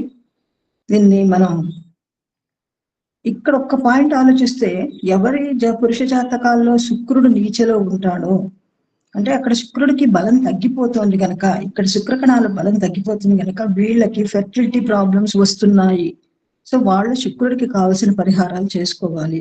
శుక్రుడు బలపడడానికి కావలసిన ఆహారం తీసుకోవాలి, అది చాలా ముఖ్యం. దాని తర్వాత రెండవ మాసంలో వినపడుతుందండి అందరికి? ద్వితీయ మాసంలో కుజుడు రక్తకారకుడు. కుజుడు లోపల కండరాలన్నింటికి కూడా కారకుడు. అయితే కుజుడు మెల్లిమెల్లిగా ఈ అండము పిండంగా అభివృద్ధి చెందుతూ ఉంటుంది. సైంటిఫిక్ గా దాని గురించి అన్ని చెప్పడానికి చాలా టైం పడుతుంది. ఈ పిండం అభివృద్ధి చెందేటప్పుడు ఇప్పుడు ఒక చెయ్యి ముందు, ఒక కాలు తర్వాత ఇలా పెరగవు. అన్ని అంకురాల్లాగా అన్ని ఏర్పడుతూ ఉండి అవి మెల్లిమెల్లిగా పెద్ద అవుతూ ఉంటాయి. ఆ పెద్ద అవ్వడానికి కారకుడు గురుడు 3వ మాసంలో, అవి ఏర్పడడానికి కారకుడు కుజుడు. ఈ కుజుడు కుజుడు ద్వితీయ మాసంలో, తృతీయ మాసంలో గురుడితో సహా ఈ 3వ మాసం వచ్చేప్పటికి ఆర్గనోజెనసిస్ పీరియడ్ అంటారు. మొత్తం అంటే 12 వారాల లోపల పిండం మొత్తం ఏర్పడుతుంది, గుండె ఏర్పడుతుంది, చేతులు, కాళ్ళు, పాదాలు, వేళ్ళు అన్నీ కూడా ఏర్పడతాయి. అయితే ఇలా లింగం కూడా ఏర్పడుతుంది 2వ మాసం నుంచి 3వ మాసం డెవలప్ అయ్యేటప్పుడే ఏర్పడుతుంది. దీనికి ముఖ్యమైన హార్మోన్లు ఉంటాయి, ఆండ్రోజెన్స్ అంటారు ఈ హార్మోన్లని. ఈ ఆండ్రోజెన్స్ లో మేల్ ఆండ్రోజెన్స్ కనుక ఎక్కువగా ఉంటే రక్తంలో మగ శిశువుగా డెవలప్ అవుతుంది. ఫీమేల్ ఆండ్రోజెన్స్ కనుక ఎక్కువగా ఉంటే అది ఆడ శిశువుగా డెవలప్ అవుతుంది. దాని తర్వాతే అది ఆడ శిశువా మగ శిశువా అనేది నిర్ణయింపబడుతుంది. సో చివరి వరకు కూడా అందుకే మనకి పురాణాల్లో కూడా చెప్పారు, ఆడ మగ అనేది కొన్నిసార్లు భాగవతంలో కూడా ఒక చాప్టర్ లో ఉంది. ఒక రాజుగారు ఉన్నట్టుండి ఒక రాత్రి లోపల మగవాడు అయిపోతుంటాడు, మళ్ళీ మారిపోయి ఆడవాళ్ళు అయిపోతుంటారు. సో దీనికి ఒక గ్లాండ్ కూడా ఉంటుంది. సో దాని గురించి ఇప్పుడు నేను ప్రస్తావించడం లేదు. ఇప్పుడు దీనికి కుజుడు కారకుడు, తర్వాత తృతీయ మాసంలోనేమో గురుడు కారకుడు. గురుడు వచ్చేటప్పటికల్లా గురుడు వృత్తికి కారకుడు కనుక మెల్లిమెల్లిగా పిండం అంతా డెవలప్ అయిపోతుంది. ఈ అంకురంలాగా డెవలప్ అయిన పిండం 4వ మాసంలో వచ్చేటప్పటికల్లా ఎముకలు మెల్లిగా ఎదగడం మొదలు పెడతాయి. 4వ మాసానికి రవి అధిపతి. రవి ఎముకలకు కారకుడు. రవి ఈ ఎముకల్ని బలపరుస్తాడు. 5వ మాసంలో చర్మం ఏర్పడుతుంది, అంటే మొత్తం పిండాన్ని కవర్ చేసేస్తుంది అన్నమాట చర్మం. తర్వాత దీనికి కారక గ్రహం కొన్ని చోట్ల చంద్రుడు ఉంది, కొన్ని చోట్ల బుధుడు ఉంది. సరే, 6వ మాసంలో ఎముకలు బాగా ఎదిగిపోయిన తర్వాత జుట్టు, గోళ్ళు ఏర్పడతాయి. ఇక్కడ శని కారకుడు. ఇక్కడి నుంచి ఎప్పుడైతే జుట్టు ఏర్పడిందో పిండానికి పూర్వజన్మ జ్ఞానం కలుగుతుంది. ఆ పూర్వజన్మ జ్ఞానం వల్ల లోపల నరక యాతన, ఆ గర్భావాస యాతన అనుభవించేది ఈ 5వ మాసం 6వ మాసం దగ్గర నుంచి ప్రసవం అయ్యేదాకా ఈ గర్భావాస యాతన అనేది ఉంటుంది. ఆ టైంలోనే పూర్వజన్మ జ్ఞానం వల్ల నేను అప్పుడు అన్ని తప్పులు చేశాను, ఇప్పుడు నేను ఇంకా తప్పులు చేయదలుచుకోలేదు, నాకు ఈ జన్మలో నేను ఏ తప్పులు చేయకుండా రక్షించు భగవంతుడా అని భగవంతుడిని దండం పెట్టుకుంటూ చెవుల దగ్గర ఇలా ముడుచుకుని, అన్ని ఇలా కాళ్ళు ముడుచుకుని చేతులు ముడుచుకుని పడుకుని ఉంటాడు శిశువు అని చెప్పేసి చెప్తారనమాట. తర్వాత ఇక్కడే ఈ మనకి ఇందాక శర్మ గారు కూడా చెప్పారు ఏంటి, అభిమన్యుడికి చెప్పడం. తర్వాత ఏమో మనకి భాగవతంలో కూడా ఉంది, నృసింహ పురాణంలో లీలావతికి నారద మహర్షి ఉపదేశం చేయడం, గర్భస్థ శిశువు ప్రహ్లాదుడికి శ్రీమన్నారాయణ చెప్పింది. ఇవన్నీ అంటే వాళ్ళు ఆ గర్భస్థ శిశువు అనేది ఈ 6వ మాసం నుంచి అన్ని వినడం, అవి మెల్లిమెల్లిగా వినడం, అన్ని యాక్టివేట్ అయిపోతూ ఉంటాయి. ఏది వింటున్నారో దానికి లయబద్ధంగా ఆ భావనలకి, అవతల వాతావరణానికి అనుకూలంగా ఆ భావనలకి వాళ్ళు స్పందిస్తూ ఉంటారు, కాళ్ళు చేతులు కొట్టేస్తూ ఉంటారు. తల్లి గురించి వాళ్ళకి బాగా తెలుస్తుంది, అవతల వాళ్ళు మాట్లాడే వాళ్ళ మాటలు కూడా వాళ్ళకి వినిపిస్తూ ఉంటాయి. సో వాటికి స్పందించడం కూడా జరుగుతూ ఉంటుంది. సో దానివల్లే డెలివరీ అయిపోయిన తర్వాత కూడా తల్లి దగ్గర ఉన్న ఆ వెచ్చదనం కోసం వాళ్ళు తల్లి దగ్గర ఉండడానికి ఇష్టపడతారు, కానీ బయటికి ఎవరైనా ఎత్తుకుంటే వాళ్ళకి నచ్చదు. అయితే ఇంకా 7వ మాసం ఇంకా పూర్తిగా డెవలప్ అయిపోవడం. దాని తర్వాత 8వ మాసంలో ముఖ్యంగా ఆదాన లగ్నానికి ఏ అధిపతి అయితే, ఆ రాశికి ఏ అధిపతి ఉన్నాడో ఆ అధిపతి ఇక్కడ 8వ మాసానికి కూడా అధిపతిగా ఉంటాడు. తర్వాత 9వ మాసానికి చంద్రుడు అధిపతి. 9 మాసాలు పూర్తయిన తర్వాత 10వ మాసంలో రవి అధిపతి డెలివరీ అయిపోతుంది. అయితే దీనికి కొన్ని నేను సూక్ష్మమైన అంశాలు చెప్పదలుచుకున్నాను. పురుష జాతకంలో పురుషుడి జన్మ రాశి నుంచి ఉపచయ రాశుల్లో అంటే 3, 6, 10, 11 రాశుల్లో చంద్రుడు ఉంటే సంయోగం జరుగుతుంది, లేకపోతే జరగదు. గర్భాధాన సమయంలో అంటే ఆదాన లగ్న చక్రంలో లేక ప్రశ్నల కాలంలో కానీ సూర్యుడు లేకపోతే చంద్రుడు అంటే రవిచంద్రుడు కానీ, అంగారకుడు కానీ, శుక్రుడు కానీ ఏకరాశి వందున్నా లేకపోతే స్వనవాంశలో ఉంటే గర్భం సంభవం అవుతుంది. ఇక్కడ సంయోగం జరిగినంత మాత్రాన గర్భం జరగాలని లేదు.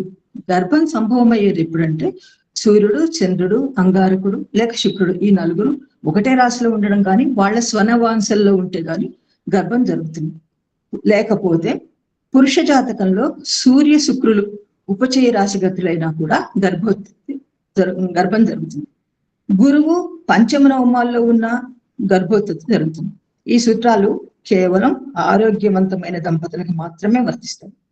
ఇంకా గర్భ విషయాలకు వస్తే సూర్యుడు చంద్రులకి కుజ శనులు సప్తమంలో ఉంటే, సూర్యుడికి చంద్రుడికి కుజుడు శనులు సప్తమంలో ఉంటే స్త్రీ పురుషులకి ఆరోగ్యపరమైన ఇబ్బందులు వస్తాయి. కుజ శనులు కనుక లగ్నానికి 12-2 ఉంటే స్త్రీ కానీ పురుషుడు కానీ వాళ్ళకి మరణం కలగడానికి అవకాశం ఉంటుంది. కొంతమందికి శిశువు గర్భంలో ఉండగానే తండ్రి మరణం కానీ లేదా గర్భస్థ స్త్రీ మరణం కానీ జరుగుతూ ఉంటుంది. ఆదాన లగ్నానికి ద్వాదశంలో పాపగ్రహాలు ఉంటే స్త్రీకి మరణం జరుగుతుంది.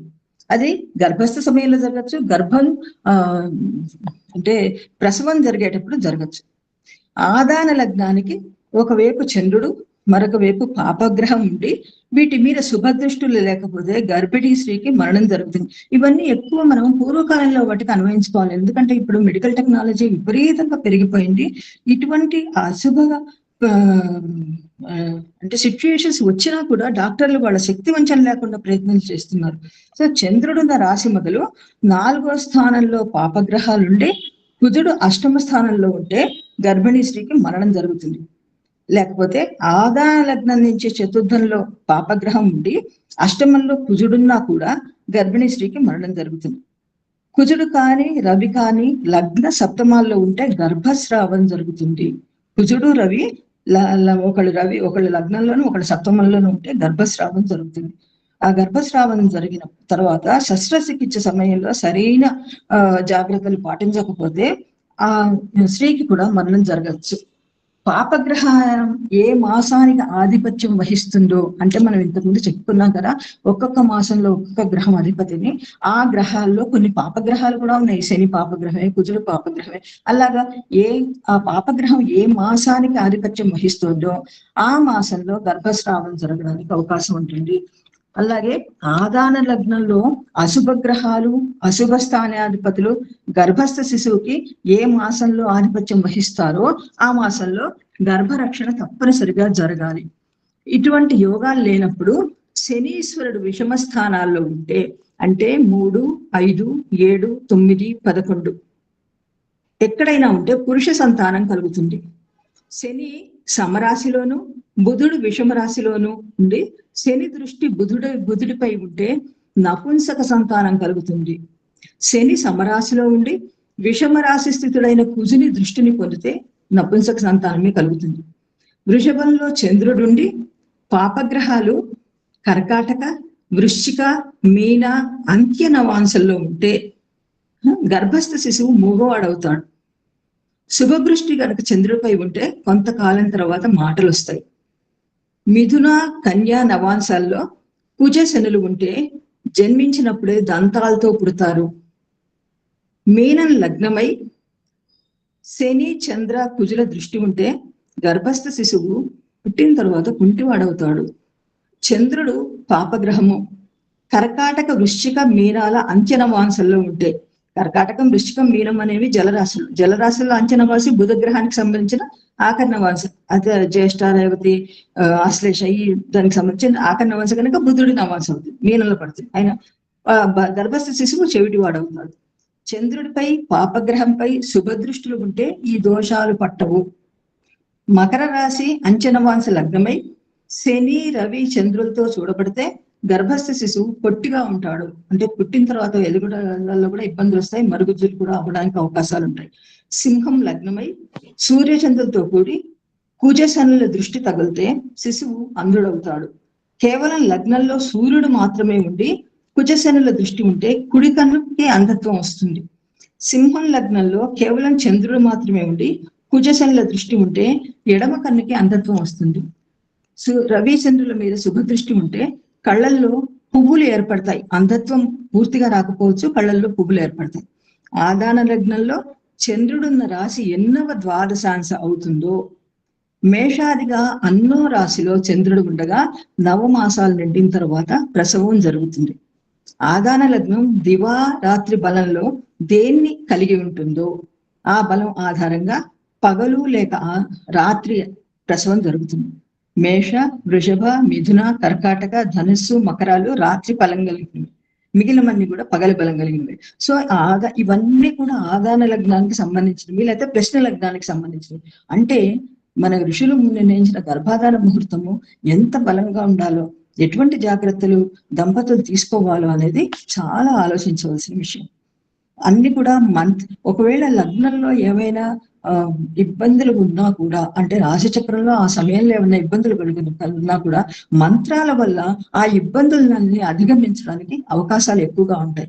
అందుకని మంత్రపూర్వకమైన ఈ వివాహ సమయంలో ఉచ్చరించే మంత్రాలు కానీ, గర్భాధాన సమయంలో ఉచ్చరించే మంత్రాల వల్ల కానీ ఆ సమయంలో ఉన్న ఆ చక్రంలో ఉన్న దోషాలని అధిగమించడానికి అవకాశం ఉంటుంది. దాని తర్వాత దానాల వల్ల, వివాహ సమయంలో ముందు వధువు వరుడు కూడా దానాలు ఎక్కువగా చేయాలి. వధువు వల్ల తల్లిదండ్రులు కూడా దానాలు విస్తారంగా చేయాలి. దాని తర్వాత పుట్టబోయే సంతానానికి ఏ రకమైన ఇబ్బందులు ఉండవని ఈ శాస్త్ర ప్రకారం నిర్ణయింపబడింది. అయితే ఈ మధ్య మన యువతలో విపరీత ధోరణులు కనపడుతున్నాయి. ఫస్ట్ అసలు మేము సెటిల్ అవ్వాలి, మాకు సంతానమే వద్దు, అంతవరకు అంటే పెళ్లి అయిపోయింది కనుక తర్వాత జరిగే కార్యక్రమాల వాళ్ళకి ఇబ్బందులు వస్తే దానికోసమని వాళ్ళు విపరీత ధోరణులు ఏర్పరచుకోవడం, అబార్షన్స్ చేయించుకోవడం, దాని తర్వాత ఎన్ని రకాల ఇబ్బందులు కలుగుతున్నాయి అనేది వాళ్ళకి అర్థం కావడం లేదు. రకరకాల గర్భవతి, ఒకవేళ గర్భవతి అయితే వాళ్ళ గర్భం కావాలనుకుంటే గర్భవతి అయిన తర్వాత తీసుకునే ఆహారంలో వాళ్ళు సరైన పద్ధతి ప్రకారం తీసుకోకపోతే పుట్టే పిల్లలకి ఏ రకమైన ఇబ్బందులు కలగకుండా ఉంటాయి. ఈ తల్లి తీసుకునే ఆహారం మీద మాత్రమే పిల్లల ఆరోగ్యం అనేది ఆధారపడి ఉంటుంది. ఈ మధ్య ముఖ్యంగా అసలు ఏ రకమైన కాఫీ టీలు కూడా తాగకూడదు. ఎంత జ్వరం వచ్చినా ఆస్పిరిన్ టాబ్లెట్, ఒక నవాల్జిన్ టాబ్లెట్, ఒక క్రోసిన్ టాబ్లెట్ కూడా వేసుకోకూడదు. అంత ఇబ్బందులు పడుతూ బాధపడుతూ అలాగే ఉండాలి తప్పించి అందులో ఉండే కెమికల్స్ ఫీటస్ అంటే గర్భస్థ శిశువుని చాలా ఇబ్బంది పెడతాయి. చాలా రకాలైన ప్రాబ్లమ్స్ వాళ్ళకి తర్వాత వస్తాయి. అప్పుడు తల్లిదండ్రులే బాధపడుతూ ఉండాలి వాళ్ళు. అందుకని ఆ 9 నెలల్లో తల్లి చాలా జాగ్రత్తలు తీసుకోవాలి. పిజ్జాలు, బర్గర్లు, పిచ్చి పిచ్చివన్నీ పక్కన పెట్టి కేవలం పాలు మాత్రమే తాగాలి. ఆహారం అంటే వెజిటబుల్స్ మాత్రమే, అంటే శాకాహారాలు మాత్రమే తినాలి. అవి కూడా శుభ్రంగా కడుక్కుని, అందులో పాలల్లో కూడా ఈ మధ్య పూర్తి కల్తీ ఏర్పడిపోతుంది. కేవలం దేశీ పాలు మాత్రమే, ఆర్గానిక్ పాలు మాత్రమే తాగాలి తప్పించి వేరే వాటి జోలికి వెళ్లకుండా ఉంటే తర్వాత జనరేషన్ పిల్లలు బలంగా ఉండడానికి అవకాశాలు ఎక్కువగా ఉంటాయి. నాకు ఈ అవకాశం ఇచ్చినందుకు జ్యోతిర్వాణి వారికి నమస్కరిస్తూ ధన్యవాదాలు. ధన్యవాదాలమ్మా. చెప్పారు. కాకపోతే నాకు భయం వేసింది ఏంటంటే చాలా వరకు నెగిటివే ఉన్నాయి. అవునండి, ఇవన్నీ కూడా నేను హోరాసారము, తర్వాత ఏమో జాతక చంద్రిక, తర్వాత ఏమో బృహజ్జాతకము, పరాశర హోర, వీటన్నిటి నుంచి తీసుకుని అన్ని నెగిటివే, ఎక్కడ పాజిటివ్ లేదు. ఆ పాజిటివ్ లేకుండా శాస్త్రం ఎలా ఉంటుంది? అది నాకు ఆశ్చర్యం అవుతుంది. ఏది చూడు వాడు ఎట్లా పోతాడు, ఎట్లా పోడండి, అదేం లేదు. బేసిక్ గా వాళ్ళు జాగ్రత్త పడడం కోసం మనకు ఆ సూత్రాలు చెప్పారు తప్ప మనం వెంటనే మన జాతకం ఉందని చూసుకోవడానికి, భయపెట్టడానికి కాదండి. ఆదాన లగ్నానికి ఉన్న ప్రాముఖ్యత కోసమే ఇవి చెప్పాలి. వాడు పెడుతున్నాడు, మంచి లగ్నం పెడతాడు కదా వాడు, పెట్టాలి. మళ్ళీ అది పాడైందని ఎట్లా అంటారు? ఆదాన లగ్నం ఎలా పాడవుతుంది? ముహూర్తం ఆదాన లగ్నం పెడతాడు కదా. ఈ రోజుల్లో పిల్లలు ఏమి పాటించడం లేదు అసలు. అంటే పంచాంగాలు రకరకాలుగా ఉన్నాయి. అసలు ఇవన్నీ ఇప్పటి కోసం కాదు, పాత రోజుల కోసం. అదే మెడికల్ టెక్నాలజీ బాగా డెవలప్ అయింది, తేడాలు ఉన్నాయి. కానీ భోజన విషయంలో మాత్రం తల్లిదండ్రులు అన్నారు కదమ్మా, ఆ సంతానం మీద అపేక్ష, సంతానం మీద వాళ్ళకి కోరిక చాలా ముఖ్యం. అసలు పెళ్లి చేసుకునేది సంతానం కోసం, వంశవృద్ధి చేసుకోవడం అనే ఆ కాన్సెప్ట్ వెళ్ళిపోయింది. ఇప్పుడు చేసుకోవడం ఎందుకంటే నేను బతకాలి కాబట్టి నాతో పాటు ఆడవాళ్ళకి మగవాడు కావాలి, మగవాడు ఆడవాళ్ళు అన్న దగ్గరికి వచ్చాం మనం. ఇప్పుడు కలిసి ఉంటాము, పెళ్ళొద్దు, పెళ్ళైతే పిల్లలొద్దు, శాస్త్రమే ఇర్రెలెవెంట్ అయిపోయింది. ఇర్రెలెవెంట్ అయిపోయింది. అది పక్కన పెట్టి మానవాళి ముందుకెళ్ళాలి కాబట్టి, జ్యోతిష్ శాస్త్రం పూర్తి మానవాళి కోసం కావాలి కాబట్టి మనం ధర్మాన్ని నిలబెట్టే క్రమంలో ఏమైనా కొన్ని మంచి ఆలోచనలు వీళ్ళకి ఇచ్చేసి జాగ్రత్తగా ఉండండి. ఆ క్రమంలో ఆలోచనలతో దయచేసి పెళ్లిళ్ళు చేసుకోండి, పిల్లల్ని కనండి, ఇలాంటి విషయాలు మనం చెప్పే ప్రయత్నం చేయాలి. ఈ ఏ నెలలో ఏ గ్రహం, ఆ నెల గ్రహం వచ్చే జాతకాలను బట్టి ఏమి ఉండదు. బేసిక్ గా ఇంతకుముందు ఆ నెలలో ఆ గ్రహం ఈ బాడీ మీద ఎఫెక్ట్ చూపిస్తుంది. ఆ టైంలో జాగ్రత్తగా ఉండాలి. దానికి సంబంధించిన ఆహారం తీసుకోవాలి, ఆహారాలు అవన్నీ తీసుకోవాలి. ఇది బేసిక్ గా మెయిన్ వైద్యం ఎక్కువ, దీంట్లో వైద్య శాస్త్రం ఎక్కువ జ్యోతిష్ శాస్త్రం కన్నా. వైద్యంలో మళ్ళీ గ్రహాలను తీసుకొచ్చి పెట్టారు. అది ఎనివే చాలా చాలా విషయాలు, ఎందుకంటే కనీసం ఇవన్నీ ఉన్నాయని తెలుస్తుంది. పురాణ శ్రవణం అనేది చాలా ఇంపార్టెంట్ సార్. అంటే పాజిటివ్ నెట్స్ ఉంటే కడుపులో ఉన్నప్పుడు మంచి టార్చర్ వచ్చి జీవితం అనేది సుసంపన్నంగా మెలుగవడానికి అవకాశాలు ఎక్కువగా ఉంటాయి సార్. చాలా మంచి పాయింట్ చెప్పండి ధనంజయ్. రీసెర్చ్ కూడా ఉంది. పురాణ శ్రవణం కాదు, మంచి మ్యూజిక్ వినాలంటున్నారు. ఆ మంచి మ్యూజిక్ కూడా రెండు అండి, అది కూడా అది ఇంపార్టెంటే. పాజిటివ్ ఏదైనా సార్, ఏదైనా మంచిది. మంచి అనేది ఎప్పుడు వచ్చినా మంచిదే. అసలు మామూలు వాడి ఆలోచనలు మంచిగుంటే, తల్లి ఆలోచనలు తండ్రి ఆలోచనలు మంచిగుండి మనకు మంచి సంతానం పుట్టబోతుంది అని వాళ్ళ 9 నెలలు ఎంత విరామంగా విశ్రాంతిగా ఉంటే ఇంకెంత బాగుంటుంది. అంటే భక్తిభావాన్ని కూడా జోడించడం ఇందులో ఉన్నటువంటి రహస్యం అండి. పూర్వం ఋషులు ఈ రకమైనటువంటి పురాణ శ్రవణం చేయడం ఆ భావంతో ఉండాలనేటువంటిది. అంటే ఆ రోజుల్లో వ్యాక్సినేషన్స్ అవి ఏవి లేవు కనుక ముందు జాగ్రత్త పడమని వాళ్ళు హెచ్చరించడం తప్పించి ఇప్పుడు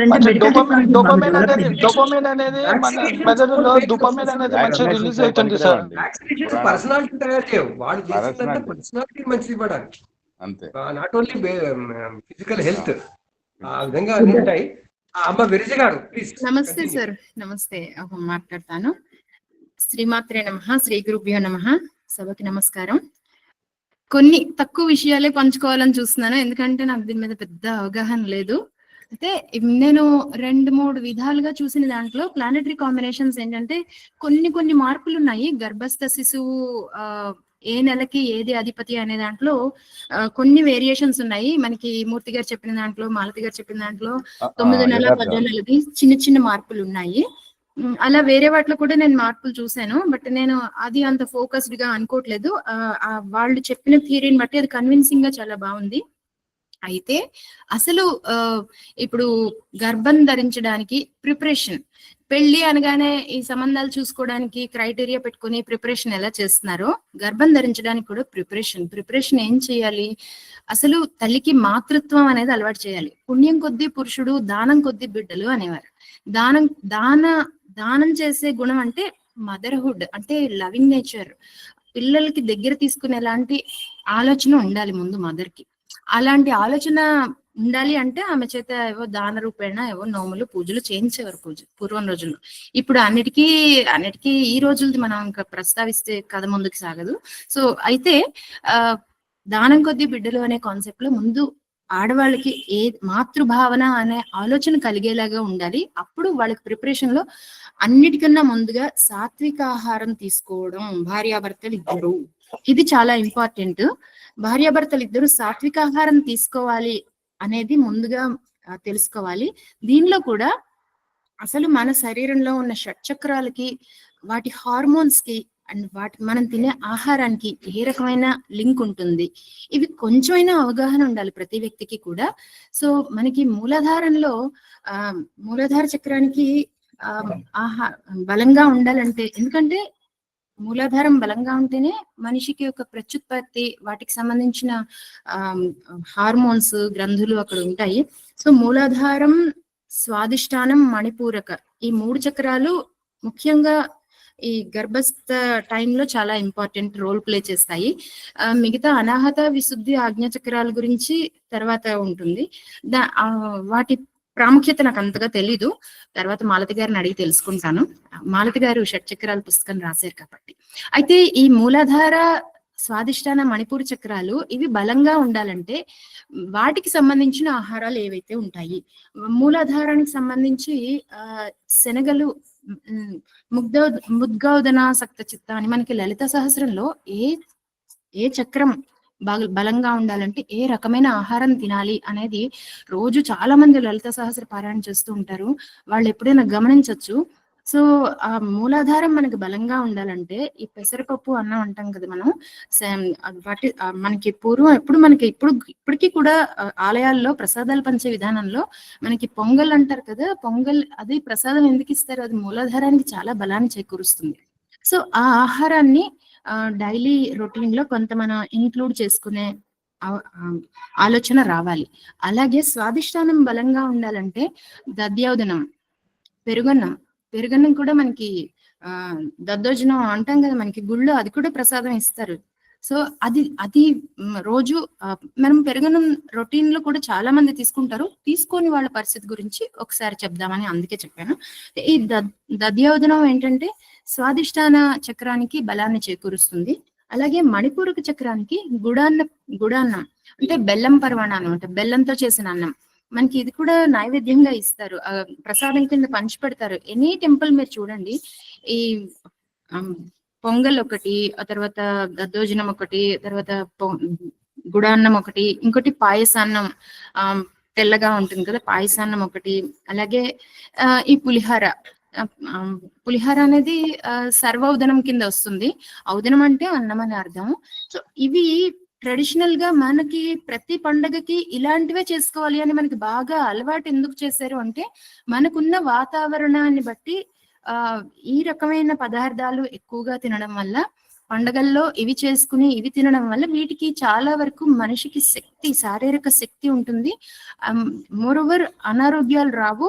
వాళ్ళు బలంగా శారీరక శక్తి ఉండి పిల్లల్ని కనడానికి మంచి ఫ్యూచర్, ఆరోగ్యవంతమైన ఫ్యూచర్ ఇవ్వడానికి ఈ ఆహార పదార్థాలు ఉపయోగపడతాయని మనకి అన్ని చోట్ల ఈ లలిత శాస్త్రంలో అయితే చాలా క్లియర్ గా ఉంటుంది.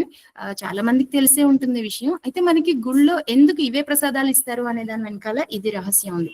సో ఈ ఆహార పదార్థాలు తినడం ద్వారా మనకి ప్రతి నెలలో శిశువుకి ఏ గ్రహాలు ఆధిపత్యం వహిస్తాయో వాటికి సంబంధించిన ఆహారాలు కూడా మనందరికీ తెలుసు. ఇప్పుడు శుక్రుడు ఫస్ట్ మంత్ తీసుకుంటే, గర్భస్థ శిశువులు ఫస్ట్ మంత్ లో ఉన్నప్పుడు తల్లి ఏం తినాలి, శుక్రుడికి సంబంధించిన ఆహార పదార్థాలు మనకి ఈ బొబ్బర్లు వాటితో తయారు చేసినవి ఏదైనా సరే తగు మోతాదులో తినాలి. ఎక్కువ తినమంటే మళ్ళీ అనారోగ్యం చేసి దానికి ఇబ్బందులు పడడం కాకుండా, శుక్రుడికి సంబంధించి బొబ్బర్లతో చేసిన ఆహార పదార్థాలు కొద్ది మోతాదులో తినడం. అలాగే ఏదైనా శుక్రుడు ఒకవేళ జాతక చక్రంలో బాగాలేకపోతే స్త్రీకి ఈ పీరియడ్స్ లో ఇబ్బందులు వస్తూ ఉంటాయి. అలాంటివి వచ్చినప్పుడు శుక్రుడికి సంబంధించి మనం అలంకరణ వస్తువులు దానంగా ఇవ్వడం అలాంటివి చేస్తూ ఉంటాం. అలాంటి పరిహారాలు చేయాలి. లేకపోతే ఆడపిల్లలకి ఆర్ఫనేజెస్ లో శానిటరీ ప్యాడ్స్ కూడా డొనేషన్స్ ఇవ్వాలి. ఇప్పుడు లేటెస్ట్ గా ఇప్పుడు మనకున్న అవకాశంలో మనం ఏది దానం చేయగలం. పూర్వం పుస్తకాల్లో బోర్డు చెప్పారు, అవి మనం ఇప్పుడు జీవన శైలికి ఉపయోగపడవు. కొన్ని మనకు ఉపయోగపడేవి ఏమున్నాయి. సో పీరియడ్స్ లో ప్రాబ్లం ఉంది, పిసిఓడి ఉంది, మరొకటి ఇంకొక రకమైన ఇబ్బంది ఉంది, సంతానం కలగట్లేదు అన్నప్పుడు కొంచెం ఆర్ఫనేజ్ లో కంపల్సరీగా ఫీడింగ్ పీపుల్ నెలకు ఒకసారైనా అన్నదానం చేస్తూ అనాథ పిల్లలకి, ఆడపిల్లలు ఉన్న వసతి గృహాల్లో మాత్రం ఈ శానిటరీ ప్యాడ్స్ అనేవి తప్పకుండా వీళ్ళు డొనేషన్ ఇస్తే ఈ పీరియడ్స్ ప్రాబ్లం తగ్గుతుంది. మనకి ఏదైతే ప్రాబ్లం ఉందో దాని రిలేటెడ్ గా ఉండే దాన్ని మనం కొంచెం డొనేషన్ ఇచ్చిన రకంగా అయితే తప్పకుండా ఆ ప్రాబ్లం తగ్గుతుంది. అదే విధంగా ఆహారానికి సంబంధించి మనం ఈ బొబ్బర్లతో చేసిన ఆహారం శుక్రుడికి తింటే, పులిహార కూడా చెప్తూ ఉంటారు, పుల్లటివి వాటితో చేసినవి, అది కూడా మంచిది. అలాంటివి కొంత తినాలి. అదే విధంగా కుజుడికి సంబంధించి ఏదైనా ఇబ్బందులు ఉంటే మనం బెల్లం అన్నం, గుడాన్నం, బెల్లంతో చేసిన ఆహార పదార్థాలు తినడం వల్ల రక్తం బాగా పెరుగుతుంది అనేది ఉంది మనకి. సో ఆ రకంగా మనకి కుజుడికి సంబంధించింది. ఇదే కుజుడు పరిహారం చేసుకోవాల్సి వస్తే మాత్రం కందులు దానం ఇప్పిస్తాం కదా మనం, కందులు పంతులు గారికి ఎంతో కిలో 2 కిలోలని కాకుండా ఏదైనా ఆర్ఫనేజ్ కి ప్రతి నెల ఈ గర్భస్థ శిశువు పూర్తయ్యే వరకు కూడా మనం ప్రతి నెల కనీసం 10 కిలోలకి తక్కువ కాకుండా డొనేషన్ ఇస్తే మంచిది. మనం ఆ రకంగా ఇప్పుడున్న జనాలకి చెప్తే కొంత ఉపయోగకరంగా ఉంటుంది. వాళ్ళకి ఇంత డొనేషన్ ఇస్తున్నాం కాబట్టి మనకు మంచి జరుగుతుంది అని ఒక గుడ్ ఫీల్ ఉంటుంది తప్పకుండా. అదే రకంగా 3వ నెలలో గురుడికి సంబంధించి మనకి శనగల దానం ఇస్తాం కాబట్టి శనగల దానం ఇప్పిస్తాం. సో శనగలకి ఏదైనా ఆర్ఫనేజ్ కి మినిమం 10 to 15 kgs అని చెప్పాలి. మరీ ఎక్కువ చెప్తే జనాలు ముందే మానేస్తారేమో అని అది కూడా ఇబ్బంది ఉంటుంది. కాకపోతే డొనేషన్ రూపంలో ఏ నెలకి సంబంధించి ఆ నెల ఖచ్చితంగా వాళ్ళు ఇవ్వాలి అనేది మనం సూచన చేస్తూ అన్నదానానికి ప్రేరేపించాలి. 3వ నెల వచ్చినప్పుడు శనగలకు సంబంధించిన ఆహార పదార్థాలు తీసుకుంటూ తగు జాగ్రత్తలు చేసుకుంటూ అసలు గర్భం ధరించిన వెంటనే రోజు గర్భరక్షా స్తోత్రం అని ఉంటుంది. ఇప్పుడు మనకి యూట్యూబ్ ఉంది కాబట్టి యూట్యూబ్ లో కొట్టగానే గర్భరక్షా స్తోత్రం ఉంటుంది. గర్భరక్షా స్తోత్రం రోజు ముందు వినాలి. చదవడానికి అక్షర దోషాలు వచ్చి చదవడం కన్నా ముందు శ్రద్ధగా వినాలి. ఏదో ఫోన్ చూస్తూ టీవీ చూస్తూ అది ఆన్ చేసి వదిలేయడం కాకుండా అసలు ఏం చెప్పారు, దాని మీనింగ్ ఏంటి కూడా మనకి యూట్యూబ్ లో అన్నిట్లోనే ఇస్తున్నారు. గర్భాన్ని రక్ష చేసేది ఆ స్తోత్రంలో అర్థమే ఉంది, ఎందుకు వినాలి, ఈ ఆలోచన వస్తే కొంచెం అయినా సైకలాజికల్ గా కూడా ఆ మదర్హుడ్ క్యారీ చేస్తున్న మదర్ కి ఒక ధైర్యం కలుగుతుంది. ఈ రక్షా స్తోత్రం వింటున్నాను, నాకు కొంచెం పర్వాలేదు, నాకేం ఇబ్బంది రాదు అనేది ఉంటుంది. ఫస్ట్ 3 months లోనే ఎక్కువ ఇబ్బందులు అనేవి ఉంటాయి. ఎందుకంటే 2nd month కి కుజుడు కారకుడు, ఉష్ణగ్రహం ఎక్కువగా ఇబ్బంది ఉంటే అబార్ట్ అయిపోతుంది. సో అలాంటి పరిస్థితుల్లోనే ఈ శుక్రుడికి కుజుడికి పరిహారాలు చేసుకుంటూ తర్వాత గురుడికి కూడా పరిహారాలు ఫస్ట్ 3 months లోనే చాలా ఇబ్బంది ఉంటుంది కాబట్టి పరిహారాలు అసలు ఎప్పుడూ ఖచ్చితంగా చేసుకుంటూ ఆహార నియమాలు పాటించాలి. మంచి నిద్ర అవి అన్ని అవసరమే. ఇప్పుడు ఆ తర్వాత నెక్స్ట్ 4th month వచ్చేటప్పటికి రవికి సంబంధించి గోధుమ పిండి దానంగా ఇమ్మని చెప్పాలి. ఏదైనా ఆర్ఫనేజ్ కి కనీసం ఏదైనా 10-15 కిలోలకు తగ్గకుండా ఇమ్మని చెప్పాలి. సో గోధుమలకు సంబంధించిన ఆహార పదార్థాలు తినాలి మదర్. అదే విధంగా 5th month కి చంద్రుడు అధిపతి ఉన్నప్పుడు మనం అన్నదానం బియ్యం డొనేషన్ ఇమ్మని చెప్పాలి. చంద్రుడికి సంబంధించిన ఔషధులు అవి అంటే హెర్బ్స్ వాటికి సంబంధించిన ఏమైనా తల్లి తీసుకోగలిగేవి తీసుకుంటే ఇంకా ఉత్సాహంగా ప్రశాంతంగా ఉండే అవకాశం ఉంటుంది క్యారీ చేస్తున్న మదర్. ఆ తర్వాత 6th month కి శని కారకుడు. శనికి సంబంధించిన ఆహార పదార్థాలని నువ్వులతో చేసినవి అవి తగు మోతాదులో తీసుకుంటే బాగుంటుంది. అంత ప్లానెటరీ కాంబినేషన్స్ బాగున్నా కూడా ఇవి చేయడం వల్ల ఇంకా ఉపయోగమే ఉంటుంది తప్ప ఇబ్బంది రాదు. ఒకవేళ ఇబ్బందులు ఉన్న ప్లానెటరీ కాంబినేషన్స్ అనుకోండి, ఇవి ఆటోమేటిక్ గా సెట్ అయిపోతూ ఉంటాయి. సో అందుకని దాన రూపేణ ఇచ్చేవి తప్పకుండా ఇస్తూ మనం శనికి ఒకవేళ జాతక చక్రంలో బాగాలేకపోతే ఈ ఇబ్బంది వస్తుందని తెలిస్తే నువ్వులు దానం ఇవ్వచ్చు. నువ్వులు ఎవరు తీసుకోకపోతే ఆర్ఫనేజ్ కి ఆయిల్ డొనేషన్ చేయమని మనం రికమెండ్ చేయాలి. ఆయిల్ డొనేషన్ ద్వారా చాలా మందికి బెటర్ అదే వాళ్ళకి ఉపయోగకరంగా ఉంటుంది. ఆర్ఫనేజ్ లో మనకి ఆ శని ప్రభావం తగ్గుతుంది. సో అదే విధంగా 7th month లో బుధుడికి సంబంధించి మనం పెసలు లేదా ఆకుకూరలు ఎనీ వెజిటబుల్స్ ఆర్ఫనేజ్ కి డొనేషన్ ఇమ్మని చెప్పాలి. మదర్ కూడా బుధుడికి సంబంధించింది. ఇప్పుడు బుధుడు చర్మానికి వాటికి ఒకవేళ మదర్ కి ఏమైనా ఇబ్బంది ఉంటుంది, బుధుడికి సంబంధించి జాతక చక్రంలో బాగాలేదు అంటే పెసలకు సంబంధించిన ఆహార పదార్థాలు తింటూ పాయసాన్నం తినడం ద్వారా బుధుడికి సంబంధించిన ఇబ్బందులన్నీ తొలగిపోతాయి అనేది మనకి కొన్ని చోట్ల లభ్యం అవుతుంది. సో ఆ విధంగా బుధుడికి సంబంధించి తెలుసుకోవాలి. అదే విధంగా నెక్స్ట్ రాహుకి సంబంధించి మనందరికీ తెలుసు మినపప్పు దానం ఇప్పిస్తాము. సో అది ఆర్ఫనేజ్ కి అయితే డొనేషన్ తప్పకుండా ఇప్పించాలి. అదే విధంగా మినువులతో చేసిన వంటకాలు తగుమాత్రంగా తీసుకుంటూ రాహుకి సంబంధించి ఇంకా ఎక్కువగా ఇబ్బంది ఉంటుంది. 8th month వచ్చేటప్పటికి ఇంకా డెలివరీకి దగ్గర ఉంటారు కాబట్టి రకరకాల ఆలోచనలు, యాంగ్జైటీ, ఆందోళన ఇవన్నీ ఉంటాయి కాబట్టి మనకి ఎప్పుడు కూడా శ్రీకృష్ణ జననం, కార్తికేయ జననం వినమని చెప్తూ ఉంటారు. ఎందుకంటే వాళ్ళిద్దరి పుట్టుక కూడా చాలా కష్టము, విచిత్రంగా ఉంటుంది. అసలు రొటీన్ డెలివరీలకి భిన్నంగా ఉండే జననం వాళ్ళది. శ్రీకృష్ణుడు పుట్టిన విధానమును అలాగే శరవణ భవుడు కార్తికేయుడు పుట్టిన విధానం ఆ రెండు చాలా ఇబ్బందికరంగా ఉంటాయి. అసలు పుడతారా లేదా అన్నంత జటిలమైన సమస్యగా ఉంటుంది వాళ్ళు పుట్టిన విధానం. కాబట్టి ఆ 2 కథలు వినమని చెప్తారు. మనం కూడా అవి రికమెండ్ చేయాలి నెలలు నిండుతున్న కొద్దీ. అసలు స్టార్టింగ్ నుంచే వినాలి. అంతగా వినకపోతే అప్పుడు వినమని కనీసం అప్పుడైనా వినమని చెప్పాలి. ఆ తర్వాత ఇంకా కేతువుకి సంబంధించి అయితే అంత స్పెషల్ గా ఇబ్బంది ఏం అక్కర్లేదు. అన్నదానం చేయడం వల్ల చాలా వరకు బానే ఉంటుంది. కేతువుకి సంబంధించి దోషాలు ఏమైనా జాతకంలో ప్రత్యేకంగా ఉంటే గణపతికి ఆరాధన చేయమని, లేదా గోవులకి, వీటితో పాటు గోవులకి ఏదైనా గడ్డి మోపు ఉలవలు చెప్తారు. ఉలువలు చెప్తారు. అయితే గణపతికి అధిదేవత కాబట్టి గణపతి ఆరాధన కూడా బాగుంటుంది. ఆవులకి ఫీడింగ్ కౌస్ అనేవి చాలా ఇంపార్టెంట్. ఆవులకి గోశాలకు వెళ్ళి అవకాశం ఉన్నప్పుడు గోశాలకు వెళ్ళి గోవులకు కూడా తగినంతగా ఫీడ్ చేయడం మంచిది. ఎవరైతే ప్రెగ్నెంట్ విమెన్ ఉంటారో ఆ అమ్మాయి వెళ్ళలేకపోతారు కాబట్టి అన్నిసార్లు తన వంతు తన భర్త వెళ్ళి ఈ పరిహారాలు ఖచ్చితంగా చేస్తే ఆరోగ్యమైన సంతానం పుట్టడానికి చాలా రకాల ఖచ్చితంగా సహాయంగా ఉంటుంది. ఇవన్నీ చాలా సింపుల్ వే. మనమేమో కష్టంగా ఉన్నాయని అనుకోకర్లేదు. ఇవన్నీ మన రొటీన్ లైఫ్ లో మనం అందరం తినే ఆహార పదార్థాలే, కానీ వీటి మీద మనం ఎప్పుడు ఫోకస్ పెట్టాం. ఇప్పుడు తల్లికి కోరిక ఏం తినాలని ఉంటే అది పెట్టాలి అంటారు. ఏది పడితే అది తల్లి కోరుకోవడం ఇప్పుడు పెట్టడం జరుగుతుంది. పూర్వం అలా పెట్టేవారు కాదు. నాకు చాలా గుర్తు, మా నాన్నమ్మ గారు ఉన్నప్పుడు ఇంట్లో ఎవరెవరు ప్రెగ్నెన్సీ ఉన్నా వాళ్ళకి నచ్చిన ఆహార పదార్థాలకి ఇప్పుడు నేను చెప్పిన విధానంలో ఏవైతే ఉన్నాయో వాటి రిలేటెడ్ గా ఉంటేనే ఆవిడ పెట్టేవారు. కొత్త కొత్త ఆహార పదార్థాలని అస్సలు ఎంకరేజ్ చేసేవారు కాదు. పిల్లల్లో లోపాలు వస్తే జీవితాంతం బాధపడాల్సి వస్తుంది, అందుకే తినడానికి వీలు లేదు అని. అందుకే మన పెద్దవాళ్ళు చెప్పింది మాత్రం తప్పకుండా ఫాలో అవ్వాలి. అది కూడా దాంతో పాటుగా మన ప్లానెటరీ కాంబినేషన్ మనం కొంచెం మంచిగా పాజిటివ్ గా వాళ్ళకి ధైర్యం నింపేలాగా చెప్తే, ఎందుకంటే కొంతమంది ఫ్యామిలీ హిస్టరీలో అబార్షన్స్ ఎక్కువగా అయిపోయిన వాళ్ళు ఉంటారు, చాలా సార్లు పిల్లలు పుట్టిపోయిన వాళ్ళు ఉంటారు. మోర్ ఓవర్ ఇంకా ఇప్పటికి వరకు అన్ని అబార్షన్స్ అయ్యాయండి, అసలు పిల్లలు లేరు మా కజిన్స్ లో కూడా, నాకైనా పుడతారా లేదా అనే దిగులుతో వస్తారు.